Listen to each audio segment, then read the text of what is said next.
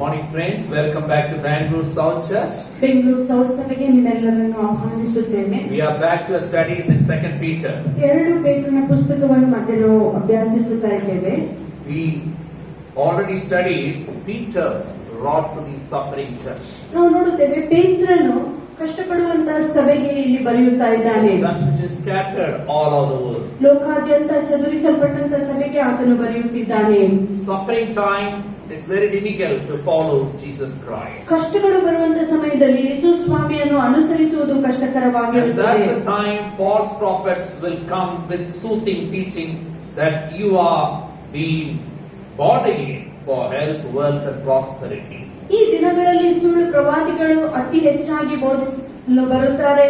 ಏನಂದರೆ ನೀವು ಹುಟ್ಟಿದ್ದೇ ಅಭಿವೃದ್ಧಿ ಹೊಂದುವುದಕ್ಕೆ, ಆರೋಗ್ಯವನ್ನು ಹೊಂದುವುದಕ್ಕೆ ಮತ್ತು ಉದ್ಧಾರವನ್ನು ಹೊಂದುವುದಕ್ಕೆ ಎಂಬುದಾಗಿ. Peter is saying the precious promises of God.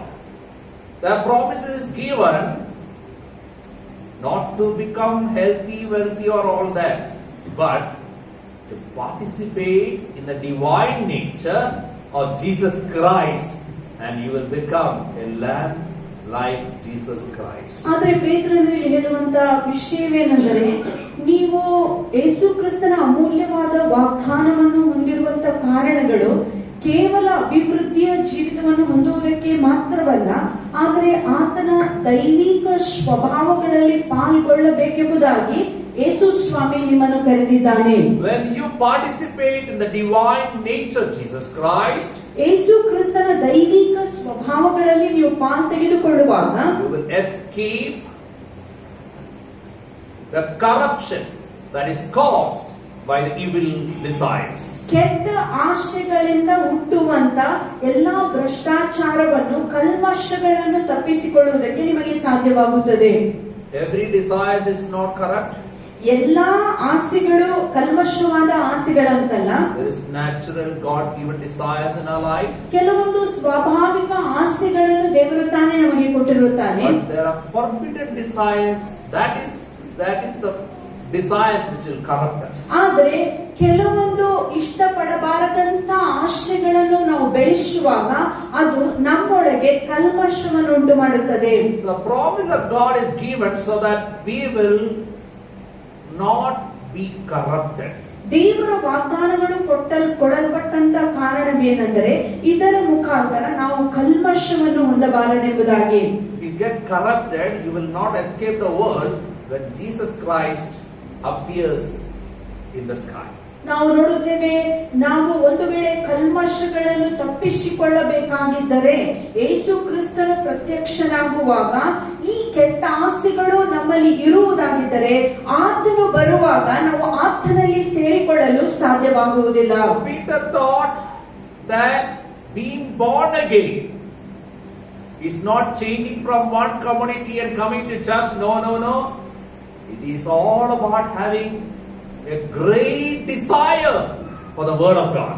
ಪೇತ್ರನು ಕಲಿಸಿರುವಂತಹ ಮಾತೇನೆಂದರೆ, ನಾವು ಹೊಸದಾಗಿ ಹುಟ್ಟುವುದೆಂದರೆ ಮತಾಂತರ ಹೊಂದುವುದಲ್ಲ, ಒಂದು ಸಮುದಾಯವನ್ನು ಬಿಟ್ಟು ಇನ್ನೊಂದು ಸಮುದಾಯವನ್ನು ಸೇರಿಕೊಳ್ಳುವುದಲ್ಲ, ಆದರೆ ದೇವರ ವಾಕ್ಯಕ್ಕೆ ಆಳವಾದ ಆಶೆಗಳು, ಅಪೇಕ್ಷೆಗಳು ನಮ್ಮಲ್ಲಿ ಇರಬೇಕು. And you will have a great desire for Jesus Christ. ಯೇಸು ಕ್ರಿಸ್ತನಿಗೋಸ್ಕರ ನಿಮಗೆ ಆಳವಾದಂತ ಅಪೇಕ್ಷೆ ಹುಟ್ಟುತ್ತದೆ. And along with knowing Jesus personally, you will value the values of Jesus Christ and you will add on the fruit of the Spirit to your faith. ಯೇಸು ಕ್ರಿಸ್ತನನ್ನು ಅರಿಯುವಂತಹ ವೇಳೆಯಲ್ಲಿ ನೀವು ಆತನ ಆತ್ಮನ ಫಲಗಳನ್ನೆಲ್ಲ ನಿಮ್ಮ ಸ್ವಭಾವಗಳಲ್ಲಿ ನೀವು ಸೇರಿಸಿಕೊಳ್ಳುತ್ತೀರಿ, ಆತನ ಹಾಗೆ ನೀವು ವರ್ತಿಸಲಾರಂಭಿಸುತ್ತೀರಿ. And then he taught about the false prophets. ಅನಂತರ ಆತನು ಸುಳ್ಳು ಪ್ರವಾದಿಗಳ ಬಗ್ಗೆ ಹೇಳುತ್ತಾನೆ. The false prophets, they dilute the scriptures and make it easy for people to compromise. ನಾವು ನೋಡುತ್ತೇವೆ, ಸುಳ್ಳು ಪ್ರವಾದಿಗಳು ದೇವರ ವಾಕ್ಯವನ್ನು ಹಗುರಾಗಿ ಜನರಿಗೆ ಕಲಿಸುತ್ತಾರೆ. ಇದರ ಮುಖಾಂತರ ಜನರು ಇನ್ನೂ ಲೋಕದ ಆಶೆಯಲ್ಲೇ ಮುಂದುವರಿಯುತ್ತಾರೆ. Their lifestyle and their teaching, people instead of becoming lamb, they will end up becoming pig and a dog.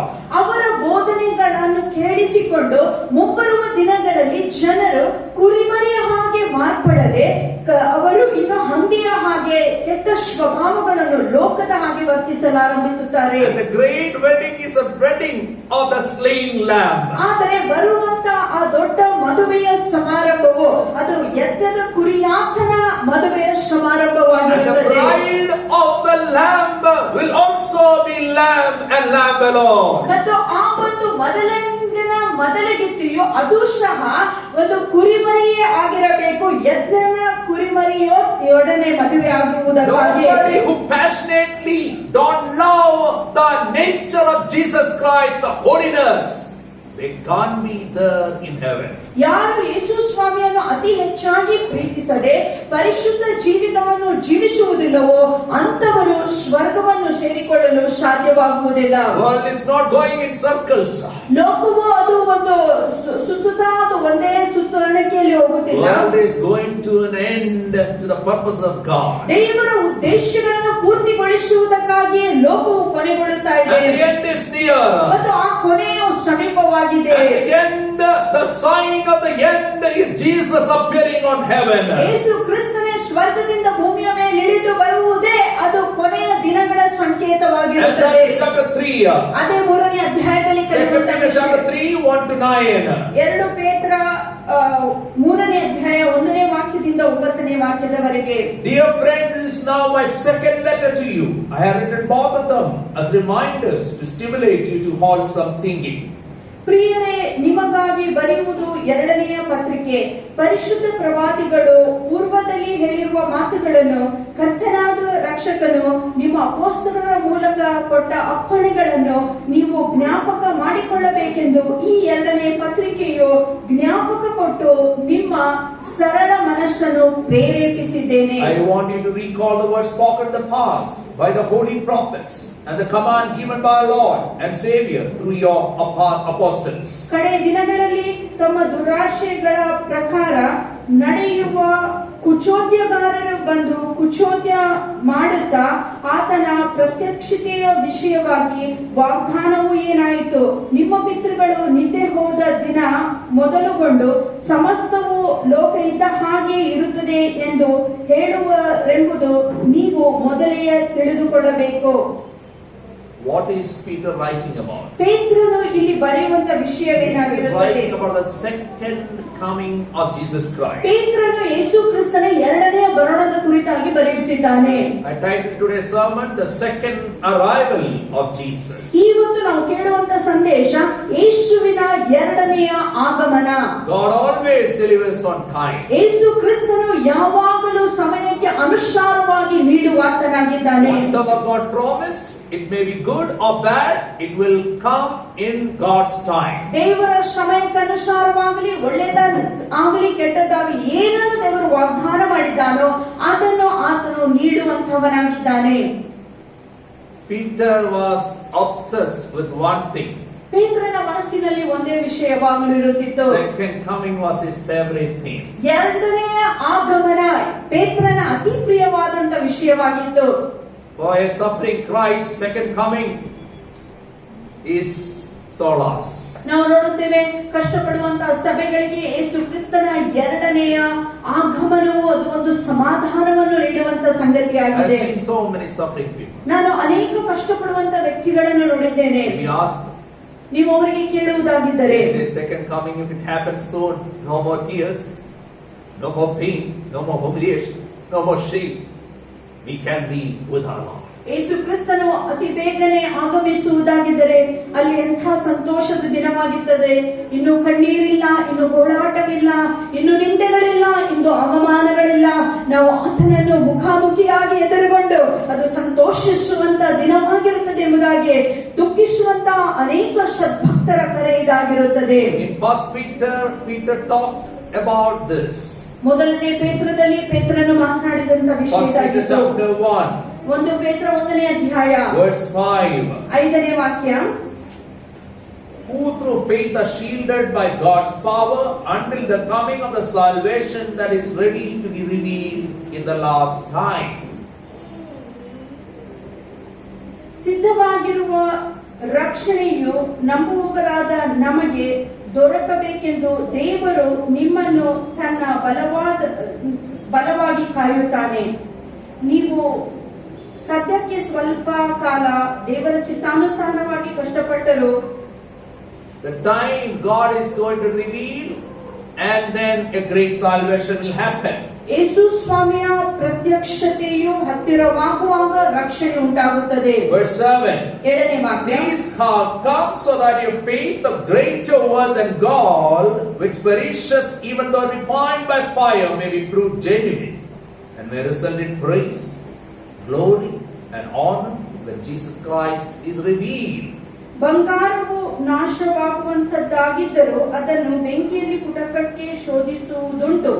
ಬಂಗಾರಕ್ಕಿಂತ ಅಮೂಲ್ಯವಾಗಿರುವ ನಂಬಿಕೆಯು ಈ ಕಷ್ಟಗಳಿಂದ ಶೋಧಿತವಾಗಿ ಯೇಸು ಕ್ರಿಸ್ತನು ಪ್ರತ್ಯಕ್ಷನಾಗುವಾಗ ನಿಮಗೆ ಕೀರ್ತಿ, ಪ್ರಭಾವ, ಮಾನಗಳು ಉಂಟಾಗುವುದು. Verses 10 to 13. 10ನೇ ವಾಕ್ಯದಿಂದ 13ನೇ It ವಾಕ್ಯ. is highlighting Old Testament prophets, angels, everybody is looking forward for one thing, that glorious appearance of Jesus Christ, that is second coming. ನಾವು ನೋಡ್ತೇವೆ 10ನೇ ವಾಕ್ಯದಿಂದ 13ನೇ ವಾಕ್ಯದಲ್ಲಿ ಪೇತ್ರನು ಒಂದು ವಿಷಯವನ್ನು ಹೇಳುತ್ತಾ ಇದ್ದಾನೆ. ಹಳೆ ಒಡಂಬಡಿಕೆಯ ಎಲ್ಲಾ ಪ್ರವಾದಿಗಳು, ದೇವರ ಆ ದೂತರು ಸಹ ಯೇಸು ಕ್ರಿಸ್ತನ ಎರಡನೆಯ ಆಗಮನವನ್ನು ಅವರು ಎದುರು ನೋಡುವಂತಹ ಜನರಾಗಿದ್ದಾರೆ. 1 Peter chapter 4 verse 7. ಮೊದಲನೇ ಪೇತ್ರ 4ನೇ ಅಧ್ಯಾಯದ 7ನೇ The ವಾಕ್ಯ. end of all things is near, therefore be clear-minded, self-controlled, so that you can pray. ಎಲ್ಲವುಗಳ ಅಂತ್ಯವು ಹತ್ತಿರವಾಗಿದೆ, ಆದ್ದರಿಂದ ನೀವು ಜಿತೇಂದ್ರರಾಗಿ ಪ್ರಾರ್ಥನೆ ಸಿದ್ಧವಾಗಿರುವಂತ ಸ್ವಚಿತ್ತರಾಗಿರ್ರಿ. Be ever ready, so that you will not miss the second coming. ನೀವು ಯಾವಾಗಲೂ ಸಿದ್ಧರಾಗಿರಬೇಕು. ಈ ಕಾರಣದಿಂದ ಯೇಸುವಿನ ಎರಡನೆಯ ಆಗಮನವನ್ನು ನೀವು ತಪ್ಪಿಸಿಕೊಳ್ಳಬಾರದೆಂಬುದಾಗಿ. How to be ever ready? By praying continuously. ಯಾವ ರೀತಿಯಾಗಿ ಯಾವಾಗಲೂ ನಾವು ಸಿದ್ಧರಾಗಿರಲು ಸಾಧ್ಯವಾಗಿರುತ್ತದೆ? ನಿರಂತರವಾಗಿ ಪ್ರಾರ್ಥನೆ ಮಾಡುವ ಮುಖಾಂತರ. Verse 13. But rejoice that you may participate in the sufferings of Christ, so that you may be overjoyed when His glory is revealed. ಯೇಸು ಕ್ರಿಸ್ತನ ಮಹಿಮೆಯು ಪ್ರತ್ಯಕ್ಷವಾಗುವಾಗ ನೀವು ಸಂತೋಷವಾಗಿರುವುದಕ್ಕಾಗಿ ಯಾವಾಗಲೂ ಸಿದ್ಧ ಮನಸ್ಸುಳ್ಳವರಾಗಿರಿ. What you should participate? ನೀವು ಯಾವ ವಿಷಯಗಳಲ್ಲಿ ನೀವು ಪಾಲ್ಗೊಳ್ಳಬೇಕು? The sufferings. ಆತನ ಆ ಒಂದು ಕಷ್ಟಗಳಲ್ಲಿ. Only those who endure will rule with Christ. ಯಾರ್ಯಾರು ಆ ಎಲ್ಲಾ ಶೋಧನೆಗಳನ್ನು ಸಹಿಸಿಕೊಳ್ಳುತ್ತಾರೋ ಅಂತವರು ಮಾತ್ರವೇ ಯೇಸು ಕ್ರಿಸ್ತನೊಟ್ಟಿಗೆ ಆಳ್ವಿಕೆಯನ್ನು ಮಾಡಲು ಸಾಧ್ಯವಾಗುತ್ತದೆ. ಮೊದಲನೇ ಪೇತ್ರ 5ನೇ ಅಧ್ಯಾಯದ 4ನೇ ವಾಕ್ಯ. When the chief shepherd appears, you will receive the crown of glory that will never fade away. ಹಿರಿಯ ಕುರುಬನು ಪ್ರತ್ಯಕ್ಷನಾಗಿ ನೀವು ದೇವ ಪ್ರಭಾವವೆಂಬ ಎಂದಿಗೂ ಬಾಡದ ಜಯಮಾಲೆಯನ್ನು ಹೊಂದುವಿರಿ. Christ is going to come. ಕ್ರಿಸ್ತನು ಬರಲಿಕ್ಕಿದ್ದಾನೆ. And that's what again and again Peter is reminding. ಅದನ್ನೇ ಪೇತ್ರನು ಮತ್ತೆ ಮತ್ತೆ ಹೇಳುತ್ತಿದ್ದಾನೆ. 2 Peter 1 verse 16. 2 ಪೇತ್ರ 1ನೇ ಅಧ್ಯಾಯದ 16ನೇ ವಾಕ್ಯ. We did not follow cleverly invented stories when we told you about the power and the coming of our Lord Jesus Christ, but we were eyewitnesses of His majesty. ನಮ್ಮ ಕರ್ತನಾದ ಯೇಸು ಕ್ರಿಸ್ತನ ಶಕ್ತಿಯನ್ನು, ಪ್ರತ್ಯಕ್ಷತೆಯನ್ನು ನಿಮಗೆ ತಿಳಿಯಪಡಿಸುವುದರಲ್ಲಿ ಚಮತ್ಕಾರದಿಂದ ಕಲ್ಪಿಸಿದ ಕಥೆಗಳನ್ನು ನಾವು ಅನುಸರಿಸುವವರಾಗಿರಲಿಲ್ಲ. What Peter is saying? ಪೇತ್ರನು ಹೇಳುವಂತ We ಮಾತೇನು? have tasted little, but we know the real thing is coming. Christ is going to come again. ಪೇತ್ರನು ಹೇಳುವಂತ ಮಾತೇನೆಂದರೆ, ಭೂಮಿಯ ಮೇಲಿರುವಾಗ ಯೇಸುವಿನ ಕುರಿತಾಗಿ ಒಂದು ಬಾಯಿ ರುಚಿಯನ್ನು ಮಾತ್ರವೇ ನಾವು ಅನುಭವಿಸಿದ್ದೇವೆ, ಆದರೆ ನಿಜವಾದಂತ ಮಹಿಮೆಯು ಇನ್ನೂ ಬರಲಿಕ್ಕಿದೆ. John's Gospel chapter 14. ಯೋಹಾನನ ಸುವಾರ್ತೆ 14ನೇ ಅಧ್ಯಾಯ. Verses 1 to 3, Jesus comforted His disciples. ಯೇಸು ಸ್ವಾಮಿ ತನ್ನ ಶಿಷ್ಯರಿಗೆ ಆತನು ಸಂತೈಸುತ್ತಾ ಈ ಮಾತನ್ನು Do not ಹೇಳುತ್ತಿದ್ದಾನೆ. let your hearts be troubled. Trust in God. Trust also in me. In my Father's house are many rooms. If it were not so, I would have told you. I am going there to prepare a place for you. If I go and prepare a place for you, I will come back and take you to be with me, that you also may be where I am. ನಿಮ್ಮ ಹೃದಯಗಳು ಕಳವಳಗೊಳ್ಳದೆ ಇರಲಿ, ದೇವರನ್ನು ನಂಬಿರಿ, ನನ್ನನ್ನು ನಂಬಿರಿ. ನನ್ನ ತಂದೆಯ ಮನೆಯಲ್ಲಿ ಬಹಳ ಬಿಡಾರಗಳಿವೆ, ಅಲ್ಲಿ ಇಲ್ಲದಿದ್ದರೆ ನಿಮಗೆ ಹೇಳುತ್ತಿದ್ದೇನೋ. ನಿಮಗೆ ಸ್ಥಳವನ್ನು ಸಿದ್ಧ ಮಾಡುವುದಕ್ಕೆ ಹೋಗುತ್ತಿದ್ದೇನಲ್ಲ. ನಾನು ಹೋಗಿ ನಿಮಗೆ ಸ್ಥಳವನ್ನು ಸಿದ್ಧ ಮಾಡಿದ ಮೇಲೆ ತಿರುಗಿ ಬಂದು ನಿಮ್ಮನ್ನು ಕರಕೊಂಡು ಹೋಗುವೆನು. ನನ್ನ ಬಳಿ ಸೇರಿಸಿಕೊಳ್ಳುವೆನು ಎಂದನು. Every Jewish people understand what Jesus said. ಯೇಸು ಸ್ವಾಮಿ ಹೇಳಿದ ಮಾತು ಎಲ್ಲಾ ಯಹೂದ್ಯರಿಗೆ ಅರ್ಥವಾಗುತ್ತದೆ. Every Jewish boys work hard, give money to the bride's family, and then get the bride. ನಾವು ನೋಡುತ್ತೇವೆ ಯಹೂದ್ಯರಲ್ಲಿ ಅವರ ಸಂಪ್ರದಾಯ ಹೀಗಿತ್ತು. ಪ್ರತಿಯೊಬ್ಬ ಗಂಡು ಮಕ್ಕಳು ಅವರು ಕಷ್ಟಪಟ್ಟು ದುಡಿದು ಸಂಬಳವನ್ನು ಗಳಿಸಿ ಅವರು ಹೆಂಡತಿಯನ್ನು ಪಡೆದುಕೊಳ್ಳುವುದಕ್ಕಾಗಿ ಆ ಮಾವನಿಗೆ ಹಣವನ್ನು ಕೊಟ್ಟು ಅವರು ವಧು ದಕ್ಷಿಣೆಯನ್ನು ಕೊಟ್ಟು ಹೆಂಡತಿಯನ್ನು ಪಡೆದುಕೊಳ್ಳುತ್ತಿದ್ದರು.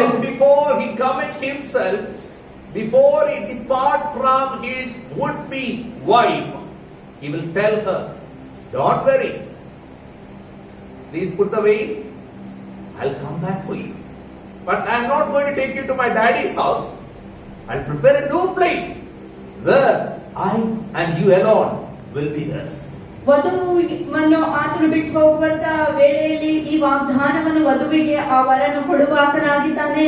ನಾನು ಅತಿ ಶೀಘ್ರದಲ್ಲಿಯೇ ಬರುವನಾಗಿರುತ್ತೇನೆ. ಅಲ್ಲಿಯ ತನಕ ನೀನು ಮುಖವಾಡವನ್ನು ಧರಿಸಿಕೊಂಡಿರಬೇಕು. ಬಂದ ತಕ್ಷಣ ನಾನು ನಿನ್ನನ್ನು ಆ ಒಂದು ಸುಂದರವಾದ ಸ್ಥಳಕ್ಕೆ ಕೊಂಡೊಯ್ಯುತ್ತೇನೆ. ಆ ಸ್ಥಳವು ನನ್ನ ತಂದೆ ಕಟ್ಟಿಸಿದಂತ ಮನೆ ಅಲ್ಲ, ನಿನಗೋಸ್ಕರ ನಮಗೋಸ್ಕರ ಕಟ್ಟಿರುವಂತಹ ಮನೆಗೆ ನಿನ್ನನ್ನು ಕೊಂಡೊಯ್ಯುತ್ತೇನೆ ಎಂಬ ಆ ವಾಗ್ದಾನವನ್ನು ಆ ವಧುವಿಗೆ ಕೊಟ್ಟು ಆತನು ಹೋಗುವ ಆತನಾಗಿದ್ದಾನೆ. That's what Jesus said. ಯೇಸು ಸ್ವಾಮಿ ಹೇಳಿದ ಮಾತು ಹಾಗಿತ್ತು. My Father has mansions, no, but I am going to take your place where you will remain with me, not with anybody else. ಆಗ ಯೇಸು ಸ್ವಾಮಿ ಸಹ ಇದೇ ಮಾತನ್ನು ಹೇಳುತ್ತಾ ಇದ್ದಾನೆ. ಹಾಗೆಯೇ ತಂದೆ ಕಟ್ಟಿಸಿದಂತ ಮನೆಯಲ್ಲ, ನಿನಗೋಸ್ಕರ ಬಿಡಾರಗಳನ್ನು ಸಿದ್ಧ ಮಾಡುವುದಕ್ಕೆ ನಾನು ಅಲ್ಲಿಗೆ ಹೋಗುತ್ತಾ ಇದ್ದೇನೆ. ನಾನು ಎಲ್ಲಿದ್ದೇನೋ ಅಲ್ಲಿಯೇ ನಾನು ನಿನ್ನನ್ನು ಸೇರಿಸಿಕೊಳ್ಳುತ್ತೇನೆ ಎಂಬುದಾಗಿ ಯೇಸು ಸ್ವಾಮಿ ಸಭೆಗೆ ಈ ವಾಗ್ದಾನವನ್ನು ಕೊಡುತ್ತಿದ್ದಾನೆ. After this promise, ಈ ಒಂದು ವಾಗ್ದಾನ ಕೊಟ್ಟಾದ ನಂತರ he was crucified, ಯೇಸು ಸ್ವಾಮಿಯನ್ನು ಶಿಲುಬೆಗೆ ಹಾಕಿದರು, resurrected, ಆತನು ಪುನರುತ್ಥಾನ ಹೊಂದಿದನು. and in the presence of 500 plus people, ಅಲ್ಲಿ ಸೇರಿಕೊಂಡಿರುವಂತಹ 500 ಜನರ ಮಧ್ಯದಲ್ಲಿ Jesus was going up. ಯೇಸು ಸ್ವಾಮಿಯು ಆ ಪರಲೋಕಕ್ಕೆ ಏರಿ ಹೋಗುವಾಗ And then Jesus disappeared. ಆನಂತರ ಯೇಸು ಸ್ವಾಮಿ ಅಲ್ಲಿಂದ ಕಾಣಿಸಿಕೊಳ್ಳದೆ All ಹೋಗುತ್ತಾನೆ. the 500 plus eyes, all the eyes is up. ಎಲ್ಲ ಸೇರಿಕೊಂಡಿರುವಂತಹ 500 ಜನರ ದೃಷ್ಟಿಯು ಕಣ್ಣು ಅದು ಪರಲೋಕದ ಕಡೆಗಿದೆ. What happened? ಯೇಸು ಸ್ವಾಮಿಗೆ ಏನಾಯಿತು? That time 2 angels appeared. ಆ ಸಮಯದಲ್ಲಿ 2 ದೂತರು ಕಾಣಿಸಿಕೊಳ್ಳುತ್ತಾರೆ. And Acts chapter 1 verse 11, when the Galileans said, ಅಪೊಸ್ತಲರ ಕೃತ್ಯ 1ನೇ ಅಧ್ಯಾಯದ 11ನೇ ವಾಕ್ಯದಲ್ಲಿ ಇಬ್ಬರು ದೂತರು ಅಲ್ಲಿ ಕಾಣಿಸಿಕೊಂಡು ಗಲಿಲಾಯದವರೇ ಎಂಬುದಾಗಿ ಹೇಳುತ್ತಾರೆ. why do you stand here looking into the sky? The same Jesus who's been taken from you to heaven will come back in the same way you have seen him go into heaven. ನೀವು ಯಾಕೆ ಆಕಾಶದ ಕಡೆಗೆ ನೋಡುತ್ತಾ ನಿಂತಿದ್ದೀರಿ? ನಿಮ್ಮ ಬಳಿಯಿಂದ ಆಕಾಶದೊಳಗೆ ಸೇರಿಸಲ್ಪಟ್ಟಿರುವ ಈ ಯೇಸು ಯಾವ ರೀತಿಯಲ್ಲಿ ಆಕಾಶದೊಳಗೆ ಹೋಗಿರುವುದನ್ನು ನೀವು ಕಂಡಿರೋ ಅದೇ ರೀತಿಯಲ್ಲಿ ಬರುವನು ಎಂದು ಹೇಳಿದರು. Same way he went, same way he come down. ಯಾವ ರೀತಿಯಾಗಿ ಆತನು ಆಕಾಶಕ್ಕೇರಿ ಹೋದನೋ ಅದೇ ರೀತಿಯಾಗಿ ಆತನು ಇಳಿದು ಬರುವ ಆತನಾಗಿದ್ದಾನೆ. I told you the Jewish boy says, I will come back. ಅಲ್ಲಿ ನಾನು ನಿಮ್ಗಾಗಲೇ ಹೇಳಿದನು, ಯಹೂದ್ಯ ಹುಡುಗರು ಹೋಗುವಾಗ ಅವ್ರು ಹೇಳಿ ಹೋಗುತ್ತಾರೆ, ನಾನು ಹಿಂತಿರುಗಿ ಬರುತ್ತೇನೆ. I'll come back for you. ನಾನು ನಿನಗೋಸ್ಕರ ಹಿಂತಿರುಗಿ ಬರುತ್ತೇನೆ. That day she puts away. ಆ ದಿನ ಅವಳು ಒಂದು ಮುಖವಾಡವನ್ನು ಹಾಕಿಕೊಳ್ಳುತ್ತಾಳೆ. Means I am veiled for my beloved. ಆ ಅರ್ಥವೇನೆಂದರೆ ನನ್ನ ಆ ಪ್ರಿಯನಿಗೋಸ್ಕರ ನಾನು ಮುಖವಾಟವನ್ನು ಧರಿಸಿಕೊಂಡಿದ್ದೇನೆ. With the money he has handed over to her parents. ಆ ಹಣವನ್ನು ಯಾವ ಹಣವನ್ನು ಆತನು ಅವಳ ತಂದೆ ತಾಯಿಗೆ ಕೊಟ್ಟಿದ್ದಾನೆ. 1 year's time period she beautified herself. ಆ ಒಂದು ವರ್ಷ ಕಾಲಾವಧಿಯಲ್ಲಿ ತನ್ನನ್ನೇ ತಾನು ಅವಳು ಸುಂದರವಾಗಿ ಮಾಡಿಕೊಳ್ಳುತ್ತಾಳೆ. In her values, in her character, in her working out, in learning skills, so many things to run a family life. ಒಂದು ವರ್ಷ ಅವಳು ತನ್ನನ್ನೇ ತಾನು ಸಿದ್ಧ ಮಾಡಿಕೊಳ್ಳುತ್ತಾನೆ.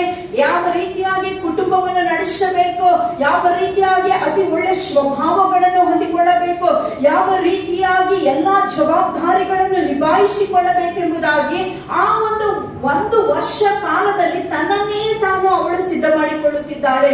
If the boy comes to know that she is doing something defiling the veil, ಒಂದು ವೇಳೆ ಹುಡುಗನಿಗೆ ಇದು ಗೊತ್ತಾಗುವುದಾಗಿದ್ದರೆ, ಆ ಮುಖವಾಡದ ಆತನ ಹಿಂದೆ ಇವಳು ಯಾವುದಾದ್ರೂ ಅನ್ಯಾಯವನ್ನು ಮಾಡುತ್ತಿದ್ದಾಳೆ ಎಂಬುದಾಗಿ She will be cast off forever. ಅವಳು ನಿತ್ಯಕ್ಕೂ ತಳ್ಳಲ್ಪಡಲಾಗುತ್ತಾಳೆ. And she will be stoned and killed. ಬಹುತೇಕವಾಗಿ ಕಲ್ಲೆಸೆದು ಅವಳನ್ನು ಕೊಂದರು ಕೊಲ್ಲಬಹುದು. With that context in mind, ಆ ಒಂದು ಹಿನ್ನೆಲೆಯನ್ನು ನಮ್ಮ ಮನಸ್ಸಿನಲ್ಲಿಟ್ಟುಕೊಂಡು we will focus on the second arrival of Jesus. ಯೇಸು ಕ್ರಿಸ್ತನ ಎರಡನೆಯ ಆಗಮನವನ್ನು ನಾವು ಕಲಿಯೋಣ. Verse 1 and 2. 1 ಮತ್ತು 2ನೇ ವಾಕ್ಯ. What he is writing? ಆತನು ಬರೆಯುವಂತ He is ವಿಷಯವೇನು? reminding us to focus on God's word on arrival. ಯೇಸು ಕ್ರಿಸ್ತನ ಬರುವಾಗ, ಆತನ ಆಗಮನವು ಹತ್ತಿರವಾಗುವಾಗ ದೇವರ ವಾಕ್ಯದ ಮೇಲೆ ನಮ್ಮ ಗಮನವನ್ನು ನಾವು ಇಡಬೇಕು. So many people are saying Christ will take some more years to come. ಅನೇಕರು ಅಂದುಕೊಳ್ಳುತ್ತಾ ಇದ್ದಾರೆ ಕ್ರಿಸ್ತನ ಬರೋಣಕ್ಕೆ ಇನ್ನೂ ಬೇಕಾದಷ್ಟು ಕಾಲವಿದೆ. Some girls, they call me pastor, still I get married, Christ should not come. ಕೆಲವು ಹುಡುಗಿಯರು ಹೀಗೆ ಹೇಳುತ್ತಾರೆ, ಪಾಸ್ಟರ್ ನನಗೆ ಮದುವೆ ಆಗುತ್ತಾನ ಯೇಸು ಸ್ವಾಮಿ ಬರಬಾರದು. But Christ will come in his time. ಆದ್ರೆ ಯೇಸು ಸ್ವಾಮಿ ತಕ್ಕ ಸಮಯದಲ್ಲಿ ಬರಲಿಕ್ಕಿದ್ದಾನೆ. False teachers will dilute scriptures to make it easy for you. ಸುಳ್ಳು ಪ್ರವಾದಿಗಳು ನಿಮ್ಮ ಜೀವಿತವು ಸರಳವಾಗಿ ನಡೆಯುವುದಕ್ಕಾಗಿ ಅವರು ಇಷ್ಟ ಬಂದಂತೆ ವಾಕ್ಯವನ್ನು ನಿಮಗೆ ಹೇಳಿಕೊಡಬಹುದು. Don't end up becoming a pig or a dog. ಆದರೆ ನೀವು ನಾಯಿಯ ಹಾಗೆ ಅಥವಾ ಹಂದಿಯ ಹಾಗೆ ಆಗಬಾರದು. If you are a lamb, you'll fly with Christ. ಒಂದು ವೇಳೆ ನೀವು ಕುರಿಮರಿಯಾಗಿದ್ದರೆ ಯೇಸು ಕ್ರಿಸ್ತನ ಆಗಮನದ ಸಮಯದಲ್ಲೇ ಆತನನ್ನು ನೀವು ಸೇರಿಕೊಳ್ಳುತ್ತೀರಿ. The first letter, the second letter, and every time he repeats again and again shamelessly to remind for hearts of thinking that you think properly and you'll be ready for his coming. ಮೊದಲನೇ ಪೇತ್ರ, ಎರಡನೇ ಪೇತ್ರ, 2 ಪತ್ರಿಕೆಗಳನ್ನು ಮೇಲಿಂದ ಮೇಲೆ ಪೇತ್ರನು ಒಂದೇ ವಿಷಯವನ್ನು ಆತನು ಹೇಳುತ್ತಾ ಇದ್ದಾನೆ. ಅದೇನೆಂದರೆ ಯೇಸು ಕ್ರಿಸ್ತನ ಆಗಮನಕ್ಕಾಗಿ ನೀವು ಸಿದ್ಧರಾಗಿರಬೇಕು. He says, I want you to recall the words spoken in the past by the holy prophets and the command given by our Lord and Savior through your apostles. Verse 2. ಎರಡನೇ ವಾಕ್ಯ, 2 Peter chapter 3 verse 2. ಎರಡನೇ ಪೇತ್ರ 3ನೇ ಅಧ್ಯಾಯದ 2ನೇ ವಾಕ್ಯ.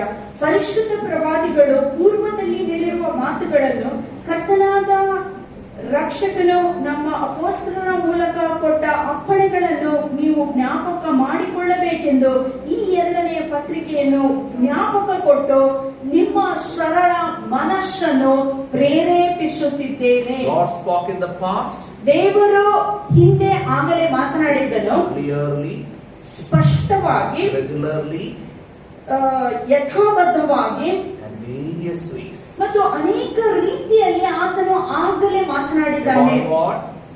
ಮಾತನಾಡಿರುವಂತ The ವಿಷಯವೇನು? second coming of Christ. ಯೇಸುವಿನ ಎರಡನೆಯ ಆಗಮನದ ಕುರಿತಾಗಿ. Because Peter knows. ಯಾಕಂದ್ರೆ ಪೇತ್ರನಿಗೆ ವಿಷಯ ಗೊತ್ತಿದೆ. First time Jesus appeared, ಯೇಸು ಸ್ವಾಮಿ ಮೊದಲು ಬಂದಾಗ Jerusalem temple was running. ಆ ಯೆರೂಸಲೇಮ್ ಆಲಯವು ಹಾಗೆ ನಡೆಯುತ್ತಿತ್ತು. People were expounding scriptures. ಅಲ್ಲಿ ದೇವರ ವಾಕ್ಯವನ್ನು ಸಹ ಎಲ್ಲ ಪುರೋಹಿತರು ಕಲಿಸುತ್ತಿದ್ದರು. Everybody lived whatever they want. ಆದ್ರೆ ಪ್ರತಿಯೊಬ್ಬರು ತಮ್ಮ ಸ್ವಂತ ಇಷ್ಟಾನುಸಾರವಾಗಿ ಬದುಕುವವರಾಗಿದ್ದರು. Jesus came to the temple. Yesu Swami ಆಲಯದೊಳಗೆ He ಬರುತ್ತಾನೆ. was cleaning. ಆತನು ಅಲ್ಲಿ ಸ್ವಚ್ಛ ಮಾಡಲು Nothing entered the scholar's head. ಆದರೆ ಈ ಒಂದು ಪುರೋಹಿತರ ಮನಸ್ಸಲ್ಲಿ ಯಾವ ಸಂಗತಿಯು People ಪ್ರವೇಶಿಸಲಿಲ್ಲ. were religious. ಜನರೆಲ್ಲರೂ They ಧಾರ್ಮಿಕರಾಗಿದ್ದರು. every time prayed. ಅವರು ಪ್ರತಿ ಸಾರಿ ಪ್ರಾರ್ಥನೆ But never ಮಾಡುತ್ತಿದ್ದರು, became holy. ಆದರೆ ಅವರು ಪರಿಶುದ್ಧರಾಗಲಿಲ್ಲ. And most of them missed the first coming. ಅನೇಕರು ಯೇಸು ಸ್ವಾಮಿಯ ಮೊದಲನೆಯ ಆಗಮನವನ್ನು ತಪ್ಪಿಸಿಕೊಂಡರು. Only few people. ಕೆಲವು ಜನರು ಮಾತ್ರ ಅವರ ಸಂಖ್ಯೆಯಿಂದ, And that few people are righteous and holy. ಯಾರು ಸಿದ್ಧರಾಗಿದ್ದರು ಅವರು ನೀತಿವಂತರಾಗಿದ್ದರು ಮತ್ತು ಪರಿಶುದ್ಧರಾಗಿದ್ದರು. You can be religious. ನೀವು ಧಾರ್ಮಿಕರಾಗಿರಬಹುದು. If you don't have holiness in your words, in your looks, in your action, in your lifestyle, let me remind you, like many missed the first coming of Christ, we too will miss the second coming of Christ. ನಾವು ಧಾರ್ಮಿಕರಾಗಿದ್ದು ಪರಿಶುದ್ಧತೆ ನಮ್ಮ ಜೀವಿತದಲ್ಲಿ ಇಲ್ಲದಿದ್ದರೆ, ನಮ್ಮ ನೋಟದಲ್ಲಿ, ನಮ್ಮ ನಡೆಯಲ್ಲಿ, ನಮ್ಮ ನುಡಿಯಲ್ಲಿ ಪರಿಶುದ್ಧತೆ ಕಂಡು ಬರದಿದ್ದರೆ, ಯಾವ ರೀತಿಯಾಗಿ ಮೊದಲನೆಯ ಆಗಮನವನ್ನು ಅನೇಕರು ತಪ್ಪಿಸಿಕೊಂಡರೋ ಎರಡನೆಯ ಆಗಮನವನ್ನು ತಪ್ಪಿಸಿಕೊಳ್ಳುವುದಕ್ಕೆ ಸಾಧ್ಯತೆ ಉಂಟು. And focus the words that is taught by your apostles. ನಿಮ್ಮ ಅಪೋಸ್ತಲರು ಕಲಿಸಿಕೊಟ್ಟಂತ ವಾಕ್ಯವನ್ನು ನೀವು ಗಮನಿಸಬೇಕು. That's what Bible is very clear. ಸ್ಪಷ್ಟವಾಗಿ ಹೇಳ್ತಾ ಇದ್ದಾರೆ. Be submissive to your husband, not everybody's husband. ನಿಮ್ಮ ಗಂಡಂದಿರಿಗೆ ವಿಧೇಯರಾಗಿರ್ರಿ, ಎಲ್ಲಾ ಗಂಡಂದಿರಿಗೆ ವಿಧೇಯರಾಗಿರ್ರಿ ಅಂತ ದೇವರ ವಾಕ್ಯ Listen ಹೇಳಿದೆ. to the voice of your shepherds. ನಿಮ್ಮ ಕುರುಬರ ಸ್ವರವನ್ನು ನೀವು ಕೇಳಿಸಿಕೊಳ್ಳಿರಿ. Not to the false teachers. ಸುಳ್ಳು ಬೋಧಕರ ಸ್ವರ ಕೇಳಿಸಿಕೊಳ್ಳುವುದಲ್ಲ. Many people they mess up their life because they don't listen to the authority God has given in their life. ಅನೇಕ ಜನರು ತಮ್ಮ ಜೀವಿತವನ್ನು ಹಾಳು ಮಾಡಿಕೊಳ್ಳುವ ಕಾರಣವೇನೆಂದರೆ ದೇವರು ಅವರ ಜೀವಿತದ ಮೇಲೆ ಇಟ್ಟಿರುವಂತಹ ಅಧಿಕಾರವನ್ನು ಅಧಿಕಾರಿಗಳಿಗೆ ಅವರು ಅಧೀನರಾಗಿರುವುದಿಲ್ಲ. Now Peter says why you should focus on God's word. ಪೇತ್ರನು ಯಾವ ಕಾರಣದಿಂದ ದೇವರ ವಾಕ್ಯವನ್ನು ನಾವು ಕಲಿಯಬೇಕು ಅಥವಾ ಗಮನಿಸಬೇಕೆಂಬುದಾಗಿ There are ಹೇಳುತ್ತಾನೆ. people who mock at God's word. ಯಾಕಂದ್ರೆ ಕೆಲವು ಕುಚೋದ್ಯರು ಬಂದು ದೇವರ ವಾಕ್ಯವನ್ನು ಅವರು ಅಪಹಾಸ್ಯ ಮಾಡುವರಾಗಿರುತ್ತಾರೆ. Verse 3 and 4 is all about them scoffers mocking God's word on arrival. ಮೂರನೇ ವಾಕ್ಯ, ನಾಲ್ಕನೆಯ ವಾಕ್ಯ ಇವರ ಬಗ್ಗೆ ಬರೆದಿದೆ. ಏನಂದ್ರೆ ಅಪಹಾಸ್ಯ ಮಾಡುವರು ದೇವರ ಆಗಮನವನ್ನು ಅಪಹಾಸ್ಯದಿಂದ ಕಾಣುವರಾಗಿರುತ್ತಾರೆ. First of all, you must understand that in the last days scoffers will come, scoffing and following their own evil desires. They say, where is this coming he promised? Ever since our fathers died, everything goes on as it has since the beginning of creation. 3-4ನೇ ವಾಕ್ಯವನ್ನು ಗಮನಿಸಿರಿ. ಕಡೆ ದಿವಸಗಳಲ್ಲಿ ನಿಮ್ಮ ದುರಾಶೆಯ ಪ್ರಕಾರ ನಡೆಯುವ ಕುಚೋದ್ಯಗಾರರು ಬಂದು ಕುಚೋದ್ಯ ಮಾಡುತ್ತಾ ಆತನ ಪ್ರತ್ಯಕ್ಷತೆಯ ವಿಷಯವಾಗಿ ವಾಗ್ದಾನ ಏನಾಯಿತು, ನಮ್ಮ ಪಿತೃಗಳು ನಿದ್ರೆ ಹೋದ ದಿನದ ಮೊದಲುಗೊಂಡು ಸಮಸ್ತವು ಲೋಕದಲ್ಲಿರುವುದು ಹಾಗೆ ಇರುತ್ತದೆ ಎಂದು ಹೇಳುವರಾಗಿರುತ್ತಾರೆ. Last days who will come? ಕೊನೆಯ ದಿನಗಳಲ್ಲಿ ಯಾರು ಬರುತ್ತಾರೆ? Who will come? ಯಾರು ಬರುತ್ತಾರೆ? Scoffers will come. ಕುಚೋದ್ಯಗಾರರು ಬರುತ್ತಾರೆ. Everywhere will get scoffers. ಎಲ್ಲಾ ಕಡೆಯಲ್ಲಿಯೂ ಅಪಹಾಸ್ಯ ಮಾಡುವಂತ ಕುಚೋದ್ಯಗಾರರು ನೋಡುತ್ತೀರಿ. Scoffers in houses, to office, to everywhere in the world. ಲೋಕದಲ್ಲಿ ನೀವು ಹೋಗುವುದಾಗಿದ್ರೆ ಸ್ವಂತ ಮನೆಯಲ್ಲಿ, ನಿಮ್ಮ ಕಾರ್ಯಾಲಯಗಳಲ್ಲಿ, ಸಭೆಗಳಲ್ಲಿ, ಸಮುದಾಯದಲ್ಲಿ ಕುಚೋದ್ಯಗಾರರು ಅಪಹಾಸ್ಯ ಮಾಡುವವರು ಯಾವಾಗಲೂ ಇರುತ್ತಾರೆ. What they will scoff? ಅವರು ಹೇಳುವಂತ ಅಪಹಾಸ್ಯದ ಮಾತುಗಳೇನು? The morals of God. ಅದು ದೇವರ ಮೌಲ್ಯಗಳನ್ನೇ ಅವರು ಅಪಹಾಸ್ಯ The ಮಾಡುವರಾಗಿರುತ್ತಾರೆ. word of God. ದೇವರ ಕಾರ್ಯಗಳನ್ನು, ಕೆಲಸಗಳನ್ನು ಅವರು ಅಪಹಾಸ್ಯ ಮಾಡುತ್ತಾರೆ. God really said. ದೇವರು ನಿಜವಾಗಿ ಹೀಗೆ ಹೇಳಿದನು. That's a word from devil. ಆ ವಾಕ್ಯವನ್ನು ಸೈತಾನನ People ವಾಕ್ಯವಾಗಿರಬಹುದು. came to know good and bad. From whom?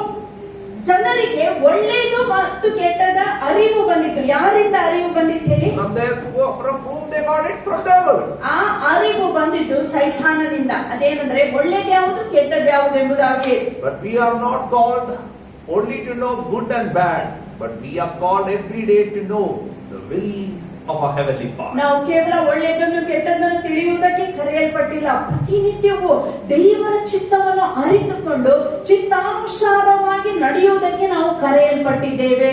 Last days are days between the first coming and second coming of Jesus Christ. ಕೊನೆಯ ದಿನಗಳೆಂಬುದಾಗಿ ಹೇಳುವಾಗ ಯೇಸು ಕ್ರಿಸ್ತನ ಮೊದಲನೇ ಬರೋಣ ಮತ್ತು ಎರಡನೆಯ ಬರೋಣದ ಮಧ್ಯ ಕಾಲದಲ್ಲಿರುವಂತಹ ದಿನಗಳಾಗಿರುತ್ತವೆ. And those days we are called to what? To live holy life. ಈ ಒಂದು ಕಾಲಾವಧಿಯಲ್ಲಿ ನಾವು ಪರಿಶುದ್ಧರಾಗಿರುವುದಕ್ಕಾಗಿ But ಕರೆಯಲ್ಪಟ್ಟಿದ್ದೇವೆ. what scoffers will do? ಆದ್ರೆ ಕುಚೋದ್ಯಗಾರರು ಮಾಡುವಂತ They ವಿಷಯವೇನು? will follow their own evil desires. ಅವರು ತಮ್ಮ ದುರಾಶೆಗಳ ಪ್ರಕಾರ ನಡೆಯುವರಾಗಿರುತ್ತಾರೆ. They don't believe in resurrection. ಅವರು ಪುನರುತ್ಥಾನದಲ್ಲಿ ನಂಬಿಕೆ ಇಡಲ್ಲ. They don't believe in the second coming of Jesus Christ. ಯೇಸು ಕ್ರಿಸ್ತನ ಎರಡನೇ ಆಗಮನದಲ್ಲಿ ಅವರು ನಂಬಿಕೆ ಇಡಲ್ಲ. When you don't believe in resurrection, ನೀವು ಪುನರುತ್ಥಾನದಲ್ಲಿ ನಂಬಿಕೆ ಇಡದೇ when you ಇರುವಾಗ, don't have right doctrine, ನಿಮ್ಮಲ್ಲಿ ಸರಿಯಾದಂತ ದೈವಶಾಸ್ತ್ರವು ಇಲ್ಲದಿದ್ದರೆ, you don't have right practice. ನಿಮ್ಮ ಆ ನಡವಳಿಕೆಯು ಸರಿಯಾಗಿರಲ್ಲ. For example, 1 Corinthians chapter 15. ಉದಾಹರಣೆಗಾಗಿ 1 ಕೊರಿಂಥ 15ನೇ ಅಧ್ಯಾಯ Chapter 15, many people are not believing in the resurrection. 15ನೇ ಅಧ್ಯಾಯದಲ್ಲಿ ನಾವು ನೋಡುತ್ತೇವೆ ಅನೇಕ ಜನರು ಪುನರುತ್ಥಾನದಲ್ಲಿ ನಂಬಿಕೆ ಇಡುತ್ತಿಲ್ಲ. Verse 32. 32ನೇ ವಾಕ್ಯ, Motto of their life is, let us eat and drink, for tomorrow we die. ತಿನ್ನೋಣ ಕುಡಿಯೋಣ ನಾಳೆ ಸಾಯುತ್ತೇವೆ ಅಲ್ಲ ಎಂಬುದಾಗಿ ತಮ್ಮನ್ನೇ ತಾವು ಮೋಸ ಮಾಡಿಕೊಳ್ಳುತ್ತಿದ್ದಾರೆ. There is no second coming. There is no second coming. ಎರಡನೇ ಆಗಮನ ಇಲ್ಲೇ There is ಇಲ್ಲ. no resurrection. ಪುನರುತ್ಥಾನವೂ ಇಲ್ಲವೇ Only ಇಲ್ಲ. today we have. ಇವತ್ತು ಮಾತ್ರ ನಮಗೆ Enjoy ಲಭ್ಯವಾಗಿದೆ. Maja life. ನಾವು ತಿನ್ನೋಣ ಕುಡಿಯೋಣ ಎಂಬುದಾಗಿ Because tomorrow we are going to die. ಯಾಕಂದ್ರೆ ಹೇಗಾದ್ರೂ ನಾಳೆ ನಾವು I know if you are ಸಾಯಲಿದ್ದೇವೆ. not eating this biryani today, tomorrow if you die means gone case. ಒಂದು ವೇಳೆ ಇವತ್ತು ಬಿರಿಯಾನಿ ತಿನ್ನದಿದ್ದರೆ ನಾಳೆ ಸತ್ತರೆ ಏನಾಗುತ್ತದೆ? Let's enjoy everything possible. ಇವತ್ತು ಬೇಕಾದದ್ದನ್ನೆಲ್ಲ ನಾವು ಆನಂದಿಸೋಣ. Verse 33. 33ನೇ Do ವಾಕ್ಯ. not be misled. ನೀವು ಮೋಸ ಹೋಗಬೇಡಿರಿ. But bad company corrupts good character. ದುಸ್ಸಹವಾಸವು ಸದಾಚಾರವನ್ನು ಕೆಡಿಸುತ್ತದೆ. Come back to your senses as you ought and stop sinning, for there are some who are ignorant of God. I say this to your shame. ಇಂತಹ ಅಮಲಿನಿಂದಿಟ್ಟು ನೀತಿವಂತರಾಗಿ ಪಾಪವನ್ನು ಬಿಟ್ಟು ಬಿಡಿರಿ. ಕೆಲವರು ದೇವರ ವಿಷಯದಲ್ಲಿ ಜ್ಞಾನವೇ ಇಲ್ಲ, ನಿಮಗೆ ನಾಚಿಕೆ ಹುಟ್ಟಬೇಕೆಂದು ಇದನ್ನು ಹೇಳುತ್ತಿದ್ದೇನೆ. When your doctrine or second coming is not proper, every day you live as you want. ನಿಮ್ಮ ಕರ್ತನ ಬರಣದ ಎರಡನೇ ಬರಣದ ಕುರಿತಾಗಿ ನಿಮ್ಮ ಆ ಒಂದು ತಿಳುವಳಿಕೆ ಸರಿಯಾಗಿ ಇಲ್ಲದಿದ್ದರೆ ನಿಮ್ಮ ನಡವಳಿಕೆಯು ಸರಿಯಾಗಿರಲ್ಲ. By participating in divine nature, if you are not having self-control in every areas of life, something is basically wrong with your spiritual life. ಒಂದು ವೇಳೆ ನೀವು ಕರ್ತನ ದೈವಿಕ ಸ್ವಭಾವದಲ್ಲಿ ಪಾಲ್ಗೊಂಡು ನಿಮ್ಮ ಜೀವಿತದಲ್ಲಿ ಸ್ವನಿಯಂತ್ರಣ ಎಲ್ಲಾ ಹಂತಗಳಲ್ಲಿ ಇಲ್ಲದಿದ್ದರೆ ನಿಮ್ಮ ಜೀವಿತದಲ್ಲಿ ಏನೋ ಒಂದು ಕೊರತೆ ಇದೆ ಎಂಬುದಾಗಿ ಅರ್ಥ. They are saying, see, where is coming? Jesus promised. ಯೇಸು ಸ್ವಾಮಿ ಬರ್ತಾನೆಂಬುದಾಗಿ ಹೇಳಿದನಲ್ಲ, ಅದು ಯಾವಾಗ ಆಗುತ್ತೆ? 2020 is come, no? ಆಗಲೇ 2020 ಬಂದಾಯ್ತಲ್ಲ. And everybody is going business as usual. ಎಲ್ಲರೂ ಯಥಾಬದ್ಧವಾಗಿ ತಮ್ಮ ಜೀವಿತವನ್ನು ನಡೆಸುತ್ತಿದ್ದಾರೆ. When we heard about Corona, nobody will go outside. Everybody will put mask and everybody will protect themselves with all sort of cover. ನಾವು ನೋಡುತ್ತೇವೆ, corona ಕಾಯಿಲೆ ಬಂದ ನಂತರ ನಾವು ಆಚೆ ಹೋಗುವುದಕ್ಕೆ ಮನಸ್ಸು ಮಾಡಲ್ಲ. ಸುರಕ್ಷಿತವಾಗಿ ಮಾಸ್ಕ್ ಧರಿಸಿಕೊಂಡು ನಾವು ಸುರಕ್ಷಿತರಾಗಿರಲು ನಾವು ಪ್ರಯತ್ನ ಮಾಡುತ್ತೇವೆ. Now mask is not that easy thing. ಆದ್ರೆ ಈಗ ಮುಖವಾಡವನ್ನು ಧರಿಸುವುದು ಅಷ್ಟು ಸುಲಭವಾಗಿಲ್ಲ. Many of them are not willing to take any protection now. ಈ ದಿನಗಳಲ್ಲಿ ಅನೇಕರು ಯಾವುದೇ ಸುರಕ್ಷತೆಯನ್ನು ಪಡೆದುಕೊಳ್ಳಲು ಮನಸ್ಸು ಮಾಡುತ್ತಿಲ್ಲ. Remember, ಅದನ್ನು what ನೆನಪಿನಲ್ಲಿಟ್ಟುಕೊಳ್ಳಿ. Christ promise will happen. ಕ್ರಿಸ್ತನು ವಾಗ್ದಾನ ಮಾಡಿದ್ದು ಅದು He ನೆರವೇರುತ್ತದೆ. will come very soon. ಆತನು ಶೀಘ್ರದಲ್ಲಿಯೇ ಬರಲಿಕ್ಕಿದ್ದಾನೆ. Let me turn to Hebrews chapter 11, ಇಬ್ರಿಯರಿಗೆ ಬರೆದ ಪತ್ರಿಕೆ 11ನೇ verse ಅಧ್ಯಾಯ 13. 13ನೇ ವಾಕ್ಯ. Hebrews 11, verse 13. ಇಬ್ರಿಯರಿಗೆ ಬರೆದ ಪತ್ರಿಕೆ 11ನೇ ಅಧ್ಯಾಯದ 13ನೇ ವಾಕ್ಯ. Says, all this died in faith. ಇವರೆಲ್ಲರೂ ವಾಗ್ದಾನ ಫಲವನ್ನು ಹೊಂದದೆ ಅವರು ತೀರಿ ಹೋದರು. All these people were still living by faith when they died. They did not receive the things promised. They only saw them and welcomed them from a distance. They admitted that they were aliens and strangers on earth. ಇವರೆಲ್ಲರೂ ವಾಗ್ದಾನದ ಫಲವನ್ನು ಹೊಂದದೆ ಇವುಗಳನ್ನು ದೂರದಿಂದಲೇ ನೋಡಿ ಉಲ್ಲಾಸದೊಡನೆ ವಂದಿಸಿ ನಂಬಿಕೆ ಉಳ್ಳವರಾಗಿ ಮೃತರಾದರು. ತಾವು ಭೂಮಿಯ ಮೇಲೆ ಪರದೇಶಸ್ಥರು ಪ್ರವಾಸಿಗಳು ಆಗಿದ್ದರು. Many of them never received the promise. ಅನೇಕರು ಆ ವಾಗ್ದಾನಗಳನ್ನು ಅವರು ಕಣ್ಣಾರೆ ಕಾಣಲಿಲ್ಲ. Till their last breath, they never gave up the promise of God. ಆದರೆ ಕೊನೆಯ ಉಸಿರಿನ ತನಕ ದೇವರು ಕೊಟ್ಟಿರುವಂತಹ ವಾಗ್ದಾನವನ್ನು ಅವರು ಕೈ ಬಿಡಲಿಲ್ಲ. Many of them never got delivered from their problems. ಅನೇಕರಿಗೆ ತಮ್ಮ ಸಮಸ್ಯೆಗಳಿಂದ ಅವರಿಗೆ ಬಿಡುಗಡೆ ಬರಲೇ ಇಲ್ಲ. Many of their dreams never came true. ಅನೇಕರ ಕನಸುಗಳು ನನಸಾಗಲೇ ಇಲ್ಲ. But the scripture records, ಆದ್ರೆ ದೇವರ ವಾಕ್ಯವು ಹೀಗೆ ಹೇಳುತ್ತದೆ, all of them ಪ್ರತಿಯೊಬ್ಬರು died in faith. ಅವರು ನಂಬಿಕೆಯಲ್ಲಿ ಮೃತ ಹೊಂದಿದರು. Though promises delayed in their life, ಅವರ ಜೀವಿತಗಳು ವಾಗ್ದಾನವು though ತಡವಾದರು. dreams never came true in their life, ಅನೇಕ ಕನಸುಗಳು ನನಸಾಗದಿದ್ದರು. though suffering never left them, ಅನೇಕ ಕಷ್ಟಗಳು ಅವರನ್ನು ಬಿಟ್ಟು ಹೋಗದಿದ್ದರು. they never ever weakened in their faith. ಅವರ ನಂಬಿಕೆಯಲ್ಲಿ ಅವರು ಎಂದಿಗೂ ಕೊರತೆ They ಹೊಂದಲಿಲ್ಲ. died in faith. ಅವರೆಲ್ಲರೂ ನಂಬಿಕೆಯಲ್ಲಿ ಮೃತ ಹೊಂದಿದರು. That is verse 5 and 6. ಅದೇ 5 ಮತ್ತು 6ನೇ Because ವಾಕ್ಯವಾಗಿದೆ. they believe the power of God. ಯಾಕಂದ್ರೆ ದೇವರ ಶಕ್ತಿಯಲ್ಲಿ ಅವರಿಗೆ They ನಂಬಿಕೆ believe ಇತ್ತು. the power of God's word. ದೇವರ ವಾಕ್ಯದ ಆ ಒಂದು ಶಕ್ತಿಯನ್ನು ಅವರು ನಂಬಿಕೆ ಇಟ್ಟಿದ್ದರು. 2 Peter chapter 3, 5 and 6. 2ನೇ ಪೇತ್ರ 3ನೇ ಅಧ್ಯಾಯ 5 ಮತ್ತು 6ನೇ But they ವಾಕ್ಯ. deliberately forget that long ago, by God's word, the heavens existed, and the earth was formed out of water and by water. By these waters also, the world of that time was deluged and destroyed. ಹೀಗೆ ಮಾತನಾಡುವವರು ಒಂದು ಸಂಗತಿಯನ್ನು ತಿಳಿದುಕೊಂಡು ಬೇಕೆಂದು ಮರೆತು ಬಿಟ್ಟರು.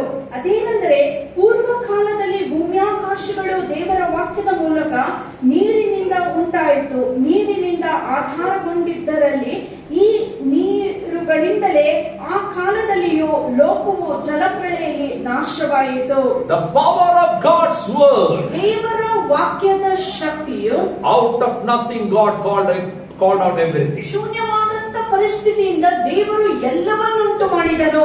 Everything was empty. ಎಲ್ಲವೂ ಶೂನ್ಯವಾಗಿತ್ತು. By the power of His word, ದೇವರು ತನ್ನ ವಾಕ್ಯದ ಬಲದ God said ನಿಮಿತ್ತವಾಗಿ, light came. ದೇವರು ಬೆಳಕೆಂದು ಹೇಳಿದರೆ ಬೆಳಕುಂಟಾಯಿತು. God said let light come, light came. ಬೆಳಕುಂಟಾಗಲಿ ಎಂಬುದಾಗಿ ಹೇಳುವಾಗ ಬೆಳಕಾಗಿತ್ತು. Everything came. ಎಲ್ಲವೂ ಅದು ಹಾಗೆ ನೆರವೇರಿತು. You can't understand all. ಈ ಎಲ್ಲಾ ವಿಷಯಗಳು ಕೆಲವರಿಗೆ ಅರ್ಥೈಸಿಕೊಳ್ಳಲಾಗಲ್ಲ. One day one Bible college teacher is teaching. ಒಂದು ದಿನ ಬೈಬಲ್ ಕಾಲೇಜಿನಲ್ಲಿ ಒಬ್ಬ ಬೋಧಕರು He ಕಲಿಸುತ್ತಿದ್ದಾರೆ. called leg growing, all this all are nonsense. ಈ ಕಾಲು ಬೆಳೆಯುವುದು, ಅದ್ಭುತವಾಗುವುದು, ಇದೆಲ್ಲ ಅದು ನಡೆಯಲಾರದಂತ ವಿಷಯ ಅಂತ So he ಹೇಳಿದರು. was explaining away things. ಎಲ್ಲಾ ವಿಷಯಗಳನ್ನು ನಡೆಯಲ್ಲ ಅಂತ ಅವ್ರು ಹೇಳುತ್ತಿದ್ದರು. God stop. ನಾನು ಹೇಳಿದೆ ಹಾಗೆ ಹೇಳಬೇಡಿ.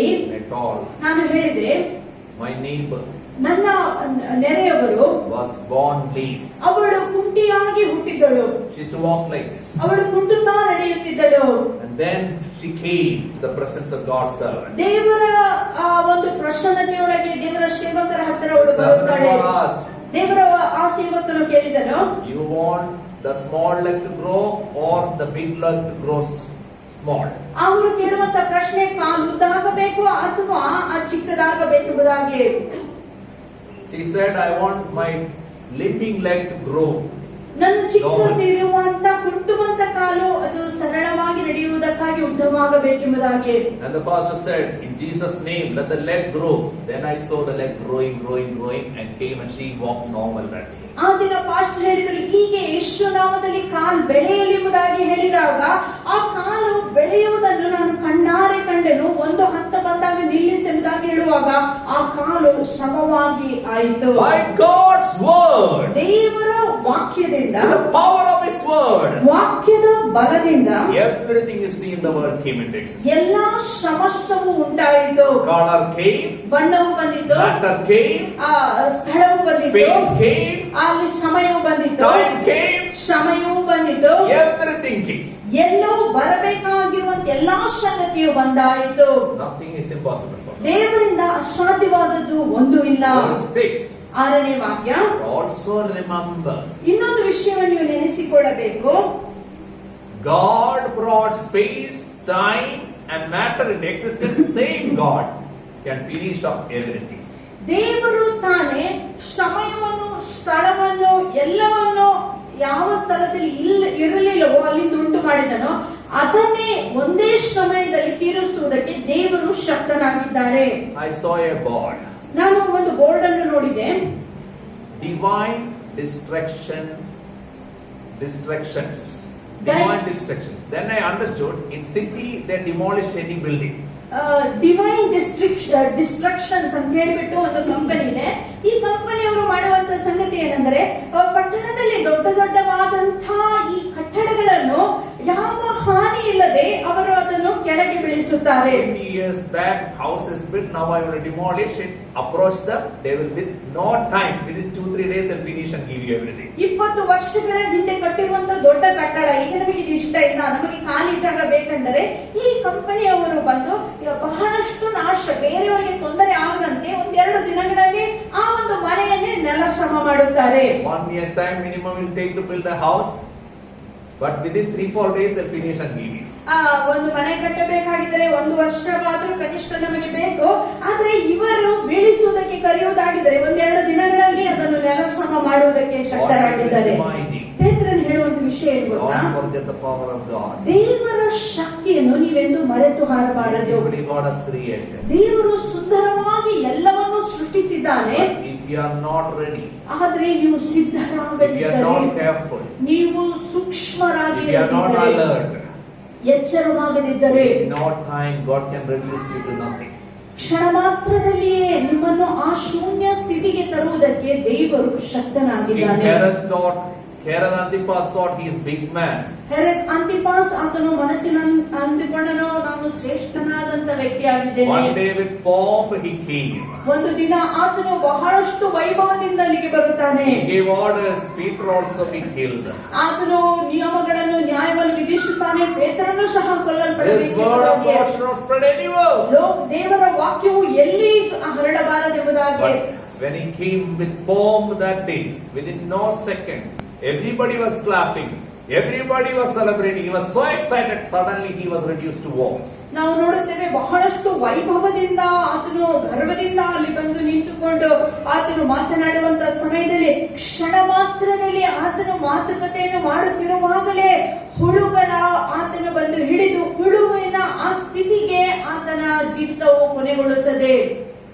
In that big throne, by the word of God, he was reduced to walls, and the word of God spread as it's supposed to spread.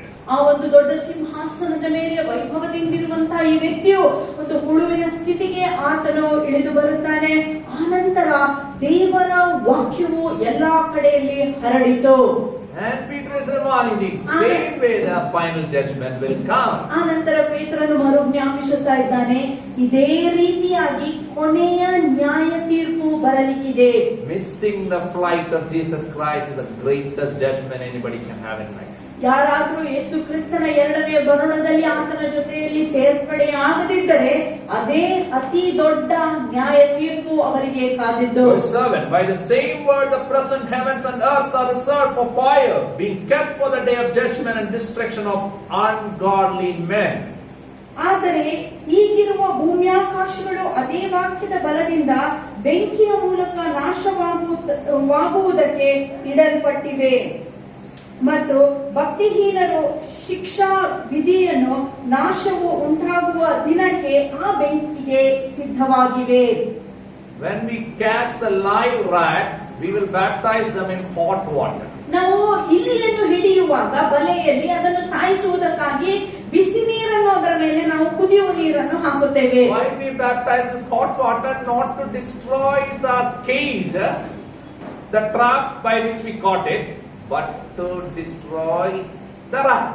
ನಾವು ನೋಡುತ್ತೇವೆ ಕುದಿಯುವಂತ ನೀರನ್ನು ಇಲಿಯ ಮೇಲೆ ಹಾಕುವುದೇನೆಂದ್ರೆ ಬಲೆ ಹಾಳು ಮಾಡುವುದಕ್ಕಲ್ಲ, ಆದ್ರೆ ಆ ಒಂದು ಇಲಿಯನ್ನು ಸಾಯಿಸುವುದಕ್ಕಾಗಿ. Same way, ಅದೇ ರೀತಿಯಲ್ಲಿ God will destroy the earth, not fully destroying the earth, but destroy the ungodly. ದೇವರು ಲೋಕವನ್ನು ನಾಶ ಮಾಡುವುದಕ್ಕೆ ಬರುತ್ತಾ ಇಲ್ಲ, ಭಕ್ತಿಹೀನರನ್ನು ನಾಶ ಮಾಡುವುದಕ್ಕಾಗಿ ಆತನು ಬರಲಿಕ್ಕಿದ್ದಾನೆ. Why? Verse 30. 13ನೇ ವಾಕ್ಯ. We are looking forward to new heaven and new earth, the home of the righteous. ನಾವು ನೋಡುತ್ತೇವೆ ಹೊಸ ಭೂಮಿ ಹೊಸ ಆಕಾಶವನ್ನು ನಾವು ಎದುರು ನೋಡುವಂತಹ ಜನರಾಗಿದ್ದೇವೆ. ಇದು ನೀತಿವಂತರ ಅಪೇಕ್ಷೆಯಾಗಿದೆ. Nobody will be allowed to continue in sin. ಯಾರು ಪಾಪದಲ್ಲಿ ಮುಂದುವರಿಯುವುದಕ್ಕೆ ಅವರಿಗೆ ಆಸ್ಪದ ಕೊಡಲ್ಪಡುವುದಿಲ್ಲ. Verse 6 he said, deluge came. ಅಲ್ಲಿ ನೋಡುತ್ತೇವೆ 6ನೇ ವಾಕ್ಯದಲ್ಲಿ ಆತನು ಹೇಳ್ತಾನೆ, ಪ್ರಳಯವು ಅಲ್ಲಿಗೆ ಬಂದಿತ್ತು. Every day morning Noah comes and preach, rain is going to come, water is going to come, pralaya is going to come, repent and believe and enter the ark. ಪ್ರತಿನಿತ್ಯ ಬೆಳಿಗ್ಗೆ ನೋಹನು ಬಂದು ಪ್ರಸಂಗ ಮಾಡುತ್ತಾ ಇದ್ದಾನೆ, ಪ್ರಳಯ ಬರಲಿಕ್ಕಿದೆ, ದೇವರ ನ್ಯಾಯ ತೀರ್ಪು ಬರಲಿಕ್ಕಿದೆ, ನಿಮ್ಮ ಜೀವಿತವನ್ನು ಸರಿಪಡಿಸಿಕೊಳ್ಳಿರಿ, ನೀವು ಪಶ್ಚಾತ್ತಾಪ ಹೊಂದಿರಿ, ಮಾನಸಾಂತರ ಪಡಿರಿ ಎಂಬುದಾಗಿ ಪ್ರತಿನಿತ್ಯವೂ ನೋಹನು ಪ್ರಸಂಗ ಮಾಡುತ್ತಿದ್ದಾನೆ. But the door was closed. ಆದರೆ ಒಂದು ದಿನ ಆ ಒಂದು ಬಾಗಿಲು ಮುಚ್ಚಲ್ಪಟ್ಟಿತ್ತು. And the ark started lifting. ಆ ನಂತರ ಆ ನಾವೆಯು ಮೇಲಕ್ಕೇರಲಾರಂಭಿಸಿತು. Noah's daughter-in-laws are saying, ಅಲ್ಲಿ ನೋಹನ ಸೊಸೆಯಂದರು ಹೀಗೆ "Ayyo, ಹೇಳುತ್ತಿದ್ದಾರೆ, that is my mommy crying. ಓ ನನ್ನ ತಾಯಿ Ayyo, ಗೋಳಾಡುತ್ತಿದ್ದಾರೆ, that is my brother crying. ಅಯ್ಯೋ ನನ್ನ ಅಣ್ಣನು ಗೋಳಾಡುತ್ತಿದ್ದಾನೆ, Ayyo, daddy, please open the door."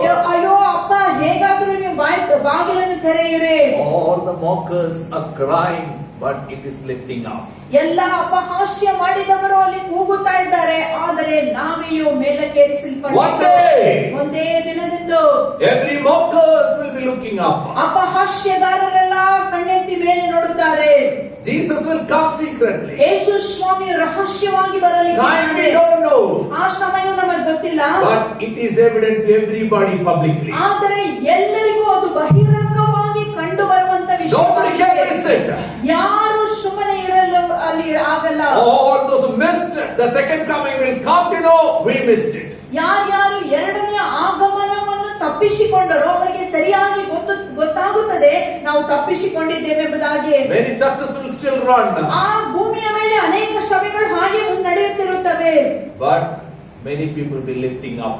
ಆದ್ರೆ ಅನೇಕರು ಸದ್ಭಕ್ತರು ಅವರ ಮೇಲೆ They'll be crying up. Many people will be crying worldwide. ಅನೇಕರು ಯೇಸು ಸ್ವಾಮಿಯ ಜೊತೆಗೆ ಸೇರ್ಪಡೆಯಾಗುವಂತ ಸಮಯದಲ್ಲಿ ಭೂಮಿಯ ಮೇಲೆ ಗೋಳಾಟವು ಹೆಚ್ಚಾಗುತ್ತದೆ. This world is reserved for fire. ಈ ಒಂದು ಭೂಮಿಯು ಅದು ಬೆಂಕಿಗಾಗಿ ಸಿದ್ಧ Like ಮಾಡಲ್ಪಡಲಾಗುತ್ತದೆ. Sodom and Gomorrah. Sodom ಗೋಮೋರ ಪಟ್ಟಣಗಳ ಹಾಗೆ. While Sodom and Gomorrah was destroyed, ಈ ಸೋದೋಮ್ ಗೋಮೋರ ಪಟ್ಟಣಗಳು ಹಾಳಾಗುವಂತ ದಿನಗಳಲ್ಲಿ God remembered the cries of Abraham and saved a few. ಅಬ್ರಹಾಮನ ಕೂಗನ್ನು ಕೇಳಿಕೊಂಡು ದೇವರು ಕೆಲವರನ್ನು ರಕ್ಷಿಸುತ್ತಾನೆ. People may believe or not believe. ಜನರು ನಂಬಿದರೂ ಸರಿ, ನಂಬದೇ ಇದ್ದರೂ ಸರಿ, His time he will come. ಆತನು ತನ್ನ ತಕ್ಕ ಸಮಯದಲ್ಲಿ His ಬರಲಿಕ್ಕಿದ್ದಾನೆ. arrival will be always on time. ಆತನ ಆಗಮನವು ಸಮಯಕ್ಕೆ ಸರಿಯಾಗಿರುತ್ತದೆ. Sometimes Indian railways may not keep time. ಕೆಲವೊಂದು ಸಾರಿ ರೈಲ್ವೆಗಳು ಒಂದು ಸಮಯಕ್ಕೆ ಸರಿಯಾಗಿ ಬರದಿರಬಹುದು. Sometimes corona will disrupt the plane timing. ಕೆಲವೊಂದು ಸಾರಿ ಕೊರೋನಾ ನಿಮಿತ್ತವಾಗಿ ಪ್ಲೇನ್ಗಳು ಸರಿಯಾಗಿ ಬರದೇ ಇರಬಹುದು. But nothing will disrupt the coming of Jesus Christ. ಆದರೆ ಯೇಸು ಕ್ರಿಸ್ತನ ಆಗಮನವನ್ನು ತಡೆಯುವುದಕ್ಕೆ ಯಾರಿಂದ ಆಗದು? Verse 8 and 9. 8 ಮತ್ತು 9ನೇ ವಾಕ್ಯ. The second arrival of Jesus will be on God's time. ಯೇಸು ಕ್ರಿಸ್ತನ ಎರಡನೆಯ ಆಗಮನವು ಅದು ದೇವರ But do ಸಮಯಕ್ಕನುಸಾರವಾಗಿರುತ್ತದೆ. not forget this one thing. ಆದ್ರೆ ಒಂದು ವಿಷಯವನ್ನು ನೀವು ಮರೆಯಬಾರದು. Dear friends in the Lord, a day is like 1,000 years, and 1,000 years are like a day. ಪ್ರಿಯರೇ, ಕರ್ತನ ಎಣಿಕೆಯಲ್ಲಿ ಒಂದು ದಿವಸವು 1000 ವರ್ಷಗಳಿಗಿಂತಲೂ 1000 ವರ್ಷಗಳು ಒಂದು ದಿನದಂತೆಯೋ ಎಂಬ ವಿಷಯವನ್ನು ಮಾತ್ರ ನೀವು ಮರೆಯಬಾರದು. The Lord is not slow in keeping His promises. Some understand slowness. He is patient with you, not wanting anyone to perish, but everyone to come to repentance. ಕರ್ತನು ತನ್ನ ವಾಗ್ದಾನವನ್ನು ನೆರವೇರಿಸುವುದಕ್ಕೆ ತಡ ಮಾಡುತ್ತಾನೆ ನೆಂಬುದಾಗಿ ಕೆಲವರು ಅರ್ಥ ಮಾಡಿಕೊಳ್ಳುವ ಪ್ರಕಾರ ಅವನು ತಡ ಮಾಡುವುದಿಲ್ಲ. ಯಾವನಾದರೂ ನಾಶವಾಗಿರುವುದರಲ್ಲಿ ಆತನು ಇಷ್ಟಪಡದೆ ಎಲ್ಲರೂ ತನ್ನ ಕಡೆಗೆ ತಿರುಗಿಕೊಳ್ಳಬೇಕೆಂದು ಅಪೇಕ್ಷಿಸುವವನಾಗಿದ್ದು ನಿಮ್ಮ ವಿಷಯದಲ್ಲಿ ದೀರ್ಘ ಶಾಂತಿ ಉಳ್ಳವನಾಗಿದ್ದಾನೆ. So many years you are preaching. Now when Christ is coming? ಅನೇಕ ವರ್ಷದಿಂದ ನೀವು ಪ್ರಸಂಗ ಮಾಡುತ್ತಾನೆ ಇದ್ದೀರಲ್ಲ, ಕ್ರಿಸ್ತನ ಬರೋಣ ಯಾವಾಗ? 2021 also came. ಈಗ 2021ನೇ ಇಸ್ವಿ ಸಹ ಬಂದಾಯಿತು. Don't forget. ಆದ್ರೆ ನೀವು ಮರೆಯಬಾರದು. Don't remind God about time. ದೇವರಿಗೆ ಆತನ ಸಮಯದ ಬಗ್ಗೆ ನೀವು ಮರುಜ್ಞಾಪಿಸುವುದು He is ಬೇಕಾಗಿಲ್ಲ. always on time.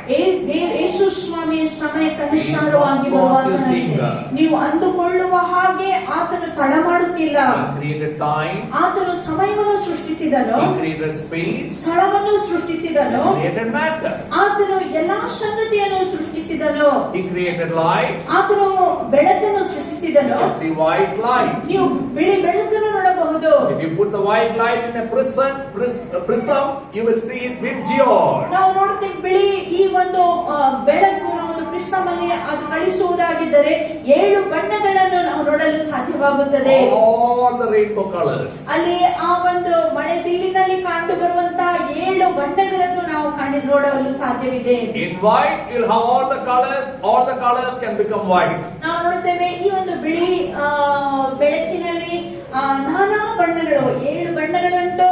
ಎಲ್ಲಾ ಬಣ್ಣಗಳಲ್ಲಿಯೂ ಬಿಳಿ ಬಣ್ಣ ಉಂಟು. Peter is quoting Moses. ಪೇತ್ರನು ಮೋಶೆ ಮಾತನ್ನು ಮರುಜ್ಞಾಪಿಸಿದ್ದಾನೆ. ಕೀರ್ತನೆಗಳು 1,000 days for God is one day. One day it can be 1,000 days. ದೇವರ ಲೆಕ್ಕವನ್ನು ನಾವು ನೋಡುವುದಾಗಿದ್ದರೆ 1000 ವರ್ಷ ವರ್ಷಗಳು ಒಂದು ದಿನದಂತೆ, ಒಂದೇ ದಿನಗಳು 1000 ವರ್ಷಗಳಂತೆ. But we have only this God's watch and all this time, Indian Standard Time, and we say Indian Standard Time 9:30 means will come 9:45 sometimes after the service hours. ಆದ್ರೆ ನಾವು ಧರಿಸಿಕೊಳ್ಳುವಂತ ಕೈ ಗಡಿಯಾರದ ಅನುಸಾರವಾಗಿ ಈ ಸಮಯದಲ್ಲಿ 9:30 ಅಂದ್ರೆ 9:45, 10 ಅಥವಾ ನಮಗೆ ಇಷ್ಟ ಬಂದ ಹಾಗೆ ನಾವು ಬರಬಹುದು. But for all our needs, God, for my deliverance, my healing, now God, now. ಆದ್ರೆ ದೇವರೇ ಬಿಡುಗಡೆ ಈಗಲೇ, ನನ್ನ ಎಲ್ಲ ಅಗತ್ಯಗಳನ್ನು ನೆರವೇರಿಸಬೇಕಾದದ್ದು ಈಗಲೇ. ಆದ್ರೆ ಬೇರೆ ಸಮಯಕ್ಕೆ ನಮ್ಮ ಇಷ್ಟವಾದ ಸಮಯವನ್ನು ನಾವು ತೆಗೆದುಕೊಳ್ಳುತ್ತೇವೆ. God is not following our time. ಆದ್ರೆ ದೇವರು ನಮ್ಮ ಸಮಯದ ಅನುಸಾರವಾಗಿ ಕಾರ್ಯ ಸಾಧಿಸುವ ಆತನಲ್ಲ. God is not in our bottle. ದೇವರು ನಾವು ಹಾಕಿಕೊಂಡಂತ ಈ ಒಂದು ಬಾಟಲಿನಲ್ಲಿ We are in His ಇರುವುದಿಲ್ಲ. bottle. ನಾವು ಆತನ ಕುಪ್ಪೆಯಲ್ಲಿದ್ದೇವೆ. That's why many people mistake it. Many people think, become a Christ now, I am putting God in bottle, tell, I want that house, I want that girl, I want that car. Then you dream, visualize putting God into your bottle. Remember, God is not in our bottle. ಅನೇಕ ಸಾರಿ ನಾವು ಹೀಗೆ ಅಂದುಕೊಳ್ಳುತ್ತೇವೆ, ಏನೇ ನಮ್ಮ ಇಷ್ಟವಾಗಿದ್ದರೂ ಸಹ ಆ ಮನೆ ನಮಗೆ ಬೇಕಾಗಿದ್ದರೆ ಅದನ್ನು ನಾವು ಊಹಿಸಿಕೊಳ್ಳುವುದು, ಅದನ್ನು ಕಲ್ಪನೆ ಮಾಡಿಕೊಳ್ಳುವುದು, ಒಬ್ಬ ಹುಡುಗಿಯ ಜೊತೆ ಮದುವೆ ಆಗಿಕೊಳ್ಳುವುದಾಗಿದ್ರೆ ಅದನ್ನೇ ನಾವು ಕಲ್ಪಿಸುವುದು. ಇದನ್ನು ನಾವು ಕಲ್ಪಿಸುವಾಗ, ಆಶಿಸುವಾಗ, ನಂಬಿಕೆ ನಮ್ಮಲ್ಲಿ ಹುಟ್ಟುವಾಗ ಇದೆಲ್ಲ ನಮ್ಮ ಪಾಲಾಗಿರುತ್ತದೆ. ಇದೆಲ್ಲ ಒಂದು ಸರಿಯಾದ ವಿಷಯಗಳಲ್ಲ. ದೇವರು ನಮ್ಮ ಕೆಲಸಕ್ಕೆ ನಾವು ಉಪಯೋಗಿಸುವಂತ ವ್ಯಕ್ತಿ ಆತನ ಆಗಲ್ಲ. Some kids are very smart. ಕೆಲವು ಮಕ್ಕಳು ಬಹಳಷ್ಟು ಜಾಣರಾಗಿದ್ದಾರೆ. When teacher teaches maths, within 5 minutes they will solve the problem. 5 ನಿಮಿಷದಲ್ಲಿ ಗಣಿತದ ಯಾವುದೇ ಲೆಕ್ಕವನ್ನು ಬಿಡಿಸುವುದಕ್ಕೆ ಆ ಮಕ್ಕಳಿಗೆ And they will ಆಗುತ್ತದೆ. trouble every other students in the class. ಬೇರೆ ಎಲ್ಲಾ ಮಕ್ಕಳಿಗೆ ಅವರು ಕಷ್ಟ ಕೊಡುತ್ತಾರೆ. But teacher says, keep quiet. ಆದ್ರೆ ಟೀಚರ್ ಮಗುಗೆ ಹೇಳುತ್ತಾರೆ, ನೀನು ಲೆಕ್ಕ ಬಿಡಿಸಿದರೆ ಈಗ ನೀನು ಸುಮ್ಮನೆ Teacher ಕುಳಿತುಕೊಳ್ಳಬೇಕು. sees that active child and also sees all the students in the class. ಅಲ್ಲಿ ಇರುವಂತ ಜಾಣ ಮರಿಯನ್ನು ಸಹ ಅಲ್ಲಿ ಟೀಚರ್ ನೋಡುತ್ತಾರೆ. ಬೇರೆ ಎಲ್ಲಾ ಮಕ್ಕಳ ಮೇಲೆಯೂ ಸಹ teacher Because ಗಮನವಿರುತ್ತದೆ. teacher wants every student to pass. ಯಾಕಂದ್ರೆ ಟೀಚರ್ ಆಸೆ ಇದೇ ಆಗಿರುತ್ತದೆ, ನನ್ನ ಈ ಒಂದು ಕ್ಲಾಸಿನಲ್ಲಿರುವಂತ ಎಲ್ಲಾ ಮಕ್ಕಳು ಅವರು ತೇರ್ಗಡೆ ಹೊಂದಬೇಕು. Jesus is a good shepherd. ಯೇಸು ಸ್ವಾಮಿ ಒಳ್ಳೆ He don't want ಕುರುಬನಾಗಿದ್ದಾನೆ. anyone to perish. ಅವತ್ತನು ಆತನ ಭಯಕ್ಕೆ ಆಸೆ ಇಷ್ಟ, ಯಾರು He wants ನಾಶವಾಗಬಾರದು, everyone to pass. ಎಲ್ಲರೂ ನಿತ್ಯ ಜೀವ He ಹೊಂದಬೇಕು. wants everybody to be in heaven. ಆತನ ಆಸೆ ಇದೆ, ಪ್ರತಿಯೊಬ್ಬರು ಸ್ವರ್ಗವನ್ನು ಸೇರಬೇಕು. He's very patient. ಆತನು ಬಹಳ ದೀರ್ಘ Little more ಶಾಂತನಾಗಿದ್ದಾನೆ. time I give. ಇನ್ನು ಸ್ವಲ್ಪ ಕಾಲಾವಧಿ He may overcome that sin. ಆ ಪಾಪವನ್ನು He ಜಯಿಸಬೇಕು. may overcome that addiction. ಆ ಒಂದು ಚಟವನ್ನು ಆತನು He may ಜಯಿಸಬೇಕು. repent of that sin. ಆ ಪಾಪದ ಜೀವಿತದಿಂದ ಆಚೆ He's ಬರಬೇಕು. gone away, far away from me. ಆತನು ಬಹಳ ದೂರವಾಗಿ But he may come back to me. ಆದ್ರೆ ನನ್ನ ಕಡೆ ಹಿಂತಿರುಗಿ ಬರಬೇಕು. He sees over the years. ಯೇಸುವು ಅನೇಕ ವರ್ಷದವರೆಗೆ ದೀರ್ಘ And ಶಾಂತನಾಗಿದ್ದಾನೆ. he gives time to everyone. ಆತನು ಪ್ರತಿಯೊಬ್ಬರಿಗೆ ಕಾಲಾವಧಿಯನ್ನು ಕೊಡುತ್ತಾ ಇದ್ದಾನೆ.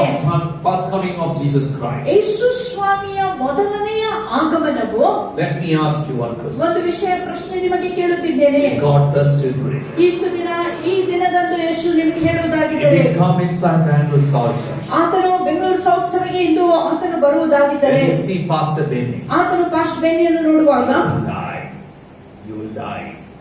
ಒಂದು ವೇಳೆ ದೇವರು ನಿಮಗೆ ಹೀಗೆ ಹೇಳಿದ್ದರೆ, ನೀವು ಯಾವಾಗ ಪಾಸ್ಟ್ ಬೆನ್ನಿಯನ್ನು ಕಾಣುತ್ತೀರೋ ಅಂದೇ ನೀವು ಸತ್ತು ಹೋಗುತ್ತೀರಿ ಎಂಬುದಾಗಿ. If you hear that clearly, how many of you will come to church next Sunday? ಒಂದು ವೇಳೆ ಈ ಶಬ್ದ ನೀವು ಕೇಳಿಸಿಕೊಂಡಿದ್ದರೆ ಮುಂದಿನ ವಾರ ಎಷ್ಟು ಜನರು ಸಭೆಗೆ ಬರುವುದಕ್ಕೆ ಮನಸ್ಸು ಮಾಡುತ್ತೀರಿ? How many will come to church? ಎಷ್ಟು ಜನರು ನೀವು ಸಭೆಗೆ ಬರುವುದಕ್ಕೆ ಇಷ್ಟಪಡುತ್ತೀರಿ?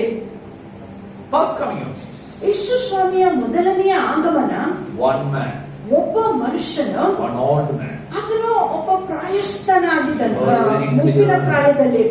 He heard very clearly. ಆತನು ಬಹಳಷ್ಟು ಸ್ಪಷ್ಟವಾಗಿ Holy ಕೇಳಿಸಿಕೊಂಡನು. Spirit was dwelling in him. ಪರಿಶುದ್ಧಾತ್ಮನು ಆತನೊಳಗಿದ್ದನು. He was so connected to God. ಆತನು ದೇವರನ್ನು ಅಷ್ಟು ಹೆಚ್ಚಾಗಿ And Holy ಅರ್ಥೈಸಿಕೊಂಡನು. Spirit told him, ಪರಿಶುದ್ಧಾತ್ಮನು ಆತನು ಹೀಗೆ the ಹೇಳುತ್ತಾನೆ, day you see Messiah, you will die. ನೀನು ಮಸೀಹನನ್ನು ನೋಡಿದ ದಿನ ನೀನು ಸತ್ತು ಹೋಗುತ್ತೆ. But he was unlike many of us. ಆದ್ರೆ ನಮ್ಮ ಹಾಗೆ ಆತನು ಇರಲಿಲ್ಲ. ಆತನು ವಿಶೇಷವಾದ The ವ್ಯಕ್ತಿ. day he heard, ಆತನು ಈ ಸ್ವರವನ್ನು ಕೇಳಿಸಿಕೊಂಡಾಗ level of the temple of God. ಆತನು ದೇವರ ಆಲಯವನ್ನು ಬಿಟ್ಟೇ ಬಿಡಲಿಲ್ಲ. Every day he'll come to the temple of God. ಪ್ರತಿದಿನ ಆತನು ಆಲಯಕ್ಕೆ Every ಬರುತ್ತಾನೆ. day he's spending time with God. ಪ್ರತಿದಿನ ಆತನು ಪ್ರಾರ್ಥನೆಯಲ್ಲಿ ಸಮಯ ಕಳೆಯುತ್ತಿದ್ದಾನೆ. Whenever Dr. Luke writes his gospel, ಲೂಕನು ತನ್ನ ಸುವಾರ್ತೆಯನ್ನು ಬರೆಯುವಾಗ when he writes about male, he'll write a female also. ನಾವು ನೋಡುತ್ತೇವೆ ಆತನು ಒಬ್ಬ ಪುರುಷನ ಬಗ್ಗೆ ಬರೆದರೆ ಸ್ತ್ರೀ ಬಗ್ಗೆ ಸಹ ಆತನು He writes ಬರೆಯುತ್ತಾನೆ. about prophet Agabus, he writes for prophets of Philip's children, Philip's 4 children. ನಾವು ನೋಡುತ್ತೇವೆ ಅಗಬಾಷ್ ಪ್ರವಾದಿಯ ಬಗ್ಗೆ ಬರೆದರೆ ಅದರ ಜೊತೆಯಲ್ಲಿ ಫಿಲಿಪ್ಪನ 4 ಮಕ್ಕಳು ಪ್ರವಾದಿಗಳಾಗಿದ್ದಾರೆ ಎಂಬುದಾಗಿ ಆತನು ಬರೆಯುತ್ತಾನೆ. So he wrote about Simeon, he wrote about Anna, the ಆತನು prophetess. ಸಿಮಿಯೋನನ ಬಗ್ಗೆ ಬರೆಯುತ್ತಾನೆ, ಪ್ರವಾದಿಯಾದಂತ ಅನ್ನನ ಬಗ್ಗೆಯೂ ಸಹ ಬರೆಯುತ್ತಾನೆ. Anna and Simeon is coming every day to temple. They are in the temple vicinity. They will never give up because they want to see Messiah. ಅನ್ನಳು ಮತ್ತು ಸಿಮಿಯೋನ್ ಈ ಇಬ್ಬರು ಬಹಳಷ್ಟು ಮುಪ್ಪಿನ ಪ್ರಾಯದವರಾಗಿದ್ದರೂ ಸಹ ಪ್ರತಿನಿತ್ಯವೂ ಅವರು ಆಲಯಕ್ಕೆ ಬರುತ್ತಾರೆ. ಏನಂತಂದ್ರೆ ಅವರಿಗೆ ಒಂದು ವಾಗ್ದಾನವಿದೆ. ಅದೇನೆಂದರೆ ನೀವು ಮಶೀಹನನ್ನು ನೋಡುತ್ತೀರಿ. One day he was in his house. ಒಂದು ದಿನ ಆತನು ತನ್ನ ಮನೆಯಲ್ಲಿರುವಾಗ Every day he's longing Messiah will come. ಪ್ರತಿದಿನ ಆತನ ಭಯಕ್ಕೆ ಇದಾಗಿದೆ, ಮಶೀಹನು ಎಂದು ಬರಬಹುದು. And that day, ಆ ದಿನದಂದು in the temple premises, Joseph, Mary and Jesus appeared. ಆ ದಿನದಂದು ಯೋಸೇಫ ಮರಿಯಳು ಯೇಸು ಸ್ವಾಮಿಯನ್ನು ಕರೆದುಕೊಂಡು ಅವರು ಆಲಯಕ್ಕೆ ಬರುತ್ತಾರೆ. They took the baby and they were walking forward. ಅವರು ಆ ಒಂದು ಮಗುವನ್ನು ತೆಗೆದುಕೊಂಡು ಅವರು ಆಲಯದ ಕಡೆಗೆ ಪ್ರಯಾಣ ಮಾಡುತ್ತಿದ್ದಾರೆ. That day, ಆ ದಿನದಂದು God, the Holy Spirit, spoke to Simon and said, "Rush! Your desire is going to be fulfilled today." ಆಗ ಸಿಮಿಯೋನನಿಗೆ ಪವಿತ್ರಾತ್ಮನಾದ ದೇವರು ಮಾತನಾಡಿ ಹೀಗೆ ಹೇಳುತ್ತಾನೆ, ನೀನು ಬೇಗನೆ ಆಲಯಕ್ಕೆ ಹೋಗಬೇಕು, ಯಾಕಂದ್ರೆ ನಿನ್ನ ಆ ಒಂದು ಆಶೆ, ನಿನ್ನ ಒಂದು ಆ ಬಯಕೆ ಇಂದು ಪೂರ್ತಿಗೊಳ್ಳಲಿಕ್ಕಿದೆ. These are the days many people, young and old, also says, "Pastor, Corona, we don't go to church, fear of death." But Simon don't have fear of death. ಈ ದಿನಗಳಲ್ಲಿ ಕೊರೋನಾ ನಿಮಿತ್ತವಾಗಿ ಯವನಸ್ಥರಾಗಲಿ ಮುಪ್ಪಿನ ಪ್ರಾಯದವರು ಹೆದರುತ್ತಾರೆ ಸಭೆಗೆ ಹೋಗುವುದಕ್ಕೆ. ಆದ್ರೆ ಈ ಸಿಮೋನನಿಗೆ ಮರಣದ ಭಯ ಆತನಿಗಿರಲಿಲ್ಲ. ಆಲಯಕ್ಕೆ ಹೋಗುವಂತ ಸಮಯ ಬಂದಾಗ ಹೋಗುವುದಕ್ಕೆ ಮನಸ್ಸು ಮಾಡುತ್ತಾನೆ. He rushed to the temple of God. ಆತನು ದೇವರ ಆಲಯದ ಕಡೆಗೆ He ಹೋಗುತ್ತಿದ್ದಾನೆ. saw the Messiah. ಆತನು ಮಶೀಹನನ್ನು ನೋಡುತ್ತಾನೆ. He said, "My heart is full. ಆಗ ಆತನು ಹೇಳಿದನು, ನನ್ನ ಹೃದಯವು ತುಂಬಾ I long for this moment. ನಾನು ಈ ಒಂದು ಕ್ಷಣಕ್ಕಾಗಿ ಕಾಯುತ್ತಿದ್ದೇನೆ. Yeah, Lord. ಕರ್ತನೇ, ನನಗೆ ನನ್ನ ಆಶೆ ತೀರಿತು. ಈಗ ನಾನು ನಿನ್ನ ಕಡೆಗೆ ಬರುವುದಕ್ಕೆ This was ಸಿದ್ಧನಾಗಿದ್ದೇನೆ. my dream. ಇದೇ ನನ್ನ ಆಶೆಯಾಗಿತ್ತು. Whom shall I have in earth? ಕರ್ತನೇ, ಈ ಲೋಕದಲ್ಲಿ ನಿನ್ನನ್ನು ಬಿಟ್ಟು ಯಾರು Whom shall I have in heaven? ಓ ದೇವರೇ, ನಿನ್ನನ್ನು ಬಿಟ್ಟು ಪರಲೋಕದಲ್ಲಿ You are my greatest desire. ನೀನೇ ನನ್ನ ಆಶೆಯ You ಅಪೇಕ್ಷೆ. are my greatest longing. ಕರ್ತನೇ, ನನ್ನ ಅತಿ ಪ್ರಿಯನಾದ ಆಶೆ ನೀನಾಗಿದೆ. Oh, those who are close to you will declare your goodness. ಓ ದೇವರೇ, ನಿನ್ನ ಸಮೀಪದಲ್ಲಿರುವರು ನಿನ್ನ ಒಳ್ಳೆತನವನ್ನು ಯಾವಾಗಲೂ ಪ್ರಕಟಿಸುವರಾಗಿರುತ್ತಾರೆ. Angels and prophets long for this day, but God, you gave me grace to see this salvation of yours. ಕರ್ತನೇ, ಅನೇಕ ದೇವದೂತರು, ಅನೇಕ ಹಳೆ ಪ್ರವಾದಿಗಳು ಈ ದಿನವನ್ನು ನೋಡಬೇಕೆಂಬುದಾಗಿ ಇವರು ಬಯಸುತ್ತಾ ಇದ್ದರು. ಅಂದ್ರೆ ಇವರಿಗೆ ನೋಡುವುದಕ್ಕಾಗಲಿಲ್ಲ. ನನಗಾದರೂ ಈ ಒಂದು ಸದವಕಾಶವನ್ನು ನೀನು ಕೊಟ್ಟಿದ್ದೆ. That day he was buried. ಆ ದಿನ ಆತನು ತೀರಿ ಹೋದನು. His dream is not buried. ಆದ್ರೆ ಆತನ ಕನಸು ಅದು He ನನಸಾಯಿತು. prophesied to Mary. ಆತನು ಮರಿಯಳಿಗೆ ಅಂತ He ಪ್ರವಾದನೆಯನ್ನು prophesied ಮಾಡ್ತಾನೆ. about crucifixion. ಆತನು ಆ ಒಂದು ಶಿಲುಬೆಯ ಮೇಲೆ ಹಾಕಲ್ಪಡುವಂತ ದಿನವನ್ನು ಸಹ And ಹೇಳುತ್ತಾನೆ. the glorious days, the second coming of Jesus Christ. ಯೇಸು ಕ್ರಿಸ್ತನಿಗೆ ತನ್ನ ಆಗಮನವು ಅದು ಒಂದು ಮಹಿಮೆಯುಳ್ಳ I don't know how is ದಿನವಾಗಿರುತ್ತದೆ. you longing for the second coming of Jesus Christ. ಯೇಸು ಕ್ರಿಸ್ತನ ಎರಡನೇ ಬರೋಣಕ್ಕಾಗಿ ನಿಮ್ಮಲ್ಲಿ ಯಾವ ತರದ ಬಯಕೆ ಇದೆಯೋ ನನಗೆ ಗೊತ್ತಿಲ್ಲ. Irreverent fear. ನೀವು ಆ ಭಯಭಕ್ತಿಯುಳ್ಳಂತಹ Be ಜೀವಿತದಲ್ಲಿ prepared in season and out of season. ಎಲ್ಲಾ ಸಮಯಗಳಲ್ಲಿಯೂ ನೀವು The ಸಿದ್ಧರಾಗಿರಬೇಕು. Lord who is coming is faithful. ಆ ನಬಿ ವಾಗ್ದಾನ ಮಾಡಿದ ಆತನು He ನಂಬಿಗಸ್ತನಾಗಿದ್ದಾನೆ. delivers on time. ಸಮಯಕ್ಕೆ ಸರಿಯಾಗಿ ಆತನು He ಬರಲಿಕ್ಕಿದ್ದಾನೆ. has always and always will deliver in time. ಆತನು ಹಿಂದೆ ಇದ್ದ ಹಾಗೆ ಮುಂದೂ ಸಹ ನಂಬಿಗಸ್ತನಾಗಿದ್ದುಕೊಂಡು ಸಮಯಕ್ಕೆ ಸರಿಯಾಗಿ ನೀಡುವಂತ ದೇವರಾಗಿದ್ದಾನೆ. When I conclude this, ನಾನು ಇದನ್ನು ಮುಕ್ತಾಯಗೊಳಿಸುವಾಗ let me conclude it with 1 Thessalonians chapter 5, 23 and 24. ಒಂದು ಥೆಸಲೋನಿಕದವರಿಗೆ ಬರೆದ ಪತ್ರಿಕೆ 5ನೇ ಅಧ್ಯಾಯ 23-24ನೇ ವಾಕ್ಯವನ್ನು ಓದಿ ನಾವು ಮುಗಿಸೋಣ. 1 Thessalonians chapter 5 verses 23 and 24. May God Himself, the God of peace, sanctify you through and through. May your whole spirit, soul and body be kept blameless at the coming of our Lord Jesus Christ. The one who calls you is faithful and He will do it.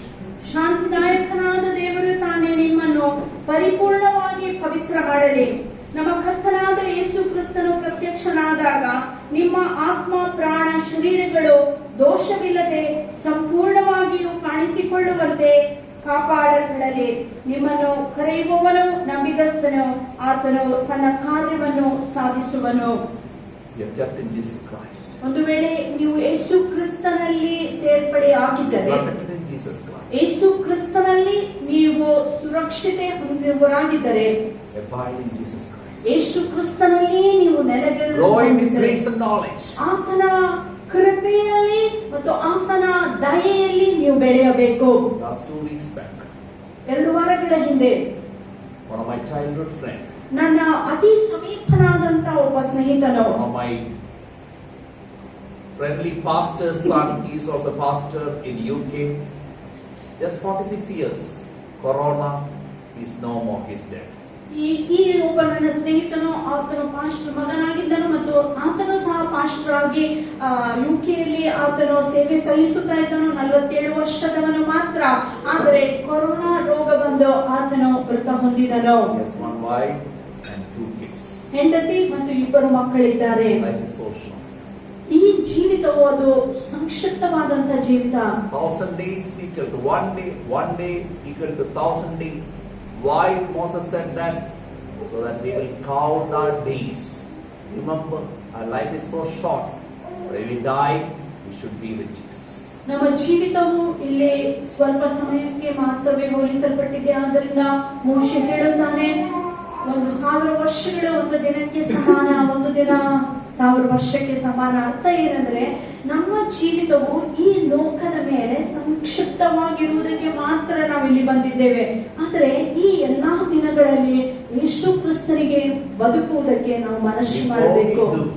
Before we die, ನಾವು ಸಾಯುವಕ್ಕಿಂತ ಮುಂಚೆ finish the job God has assigned us to do. ದೇವರು ನಮಗೆ ಯಾವ ಕೆಲಸವನ್ನು ಕೊಟ್ಟಿದ್ದಾನೋ ಕೆಲಸವನ್ನು ಮುಗಿಸಿ ಆತನ ಕಡೆಗೆ ನಾವು If we have ಹೋಗಬೇಕು. not done our assignment, we can't stand in the presence of Jesus Christ. ಒಂದು ವೇಳೆ ದೇವರು ಕೊಟ್ಟಿರುವಂತ ಕೆಲಸವನ್ನು ನಾವು ಮುಗಿಸದಿದ್ದರೆ ಯೇಸು ಕ್ರಿಸ್ತನು ಪ್ರತ್ಯಕ್ಷನಾಗುವಾಗ ಆತನ ಮುಂದೆ ನಿಲ್ಲುವುದಕ್ಕೆ May ನಮಗೆ God ಆಗಲ್ಲ. help each one of us. ದೇವರು ತಾನೇ ನಮ್ಮೆಲ್ಲರಿಗೆ ಸಹಾಯ ಮಾಡಲಿ. Be ever ready. ನಾವು ಯಾವಾಗಲೂ ಸಿದ್ಧರಾಗಿರಬೇಕು To see our Jesus whenever He appears. ಆತನು ಪ್ರತ್ಯಕ್ಷನಾಗುವಾಗ ಆತನನ್ನು ನೋಡುವುದಕ್ಕೆ ನಾವೆಲ್ಲರೂ ಸಿದ್ಧರಾಗುವುದಕ್ಕೆ ದೇವರು ತಾನೇ ಸಹಾಯ ಮಾಡಲಿ. God bless all of you. ದೇವರು ತಾನೇ ನಿಮ್ಮೆಲ್ಲರನ್ನು ಆಶೀರ್ವಾದ ಮಾಡಲಿ.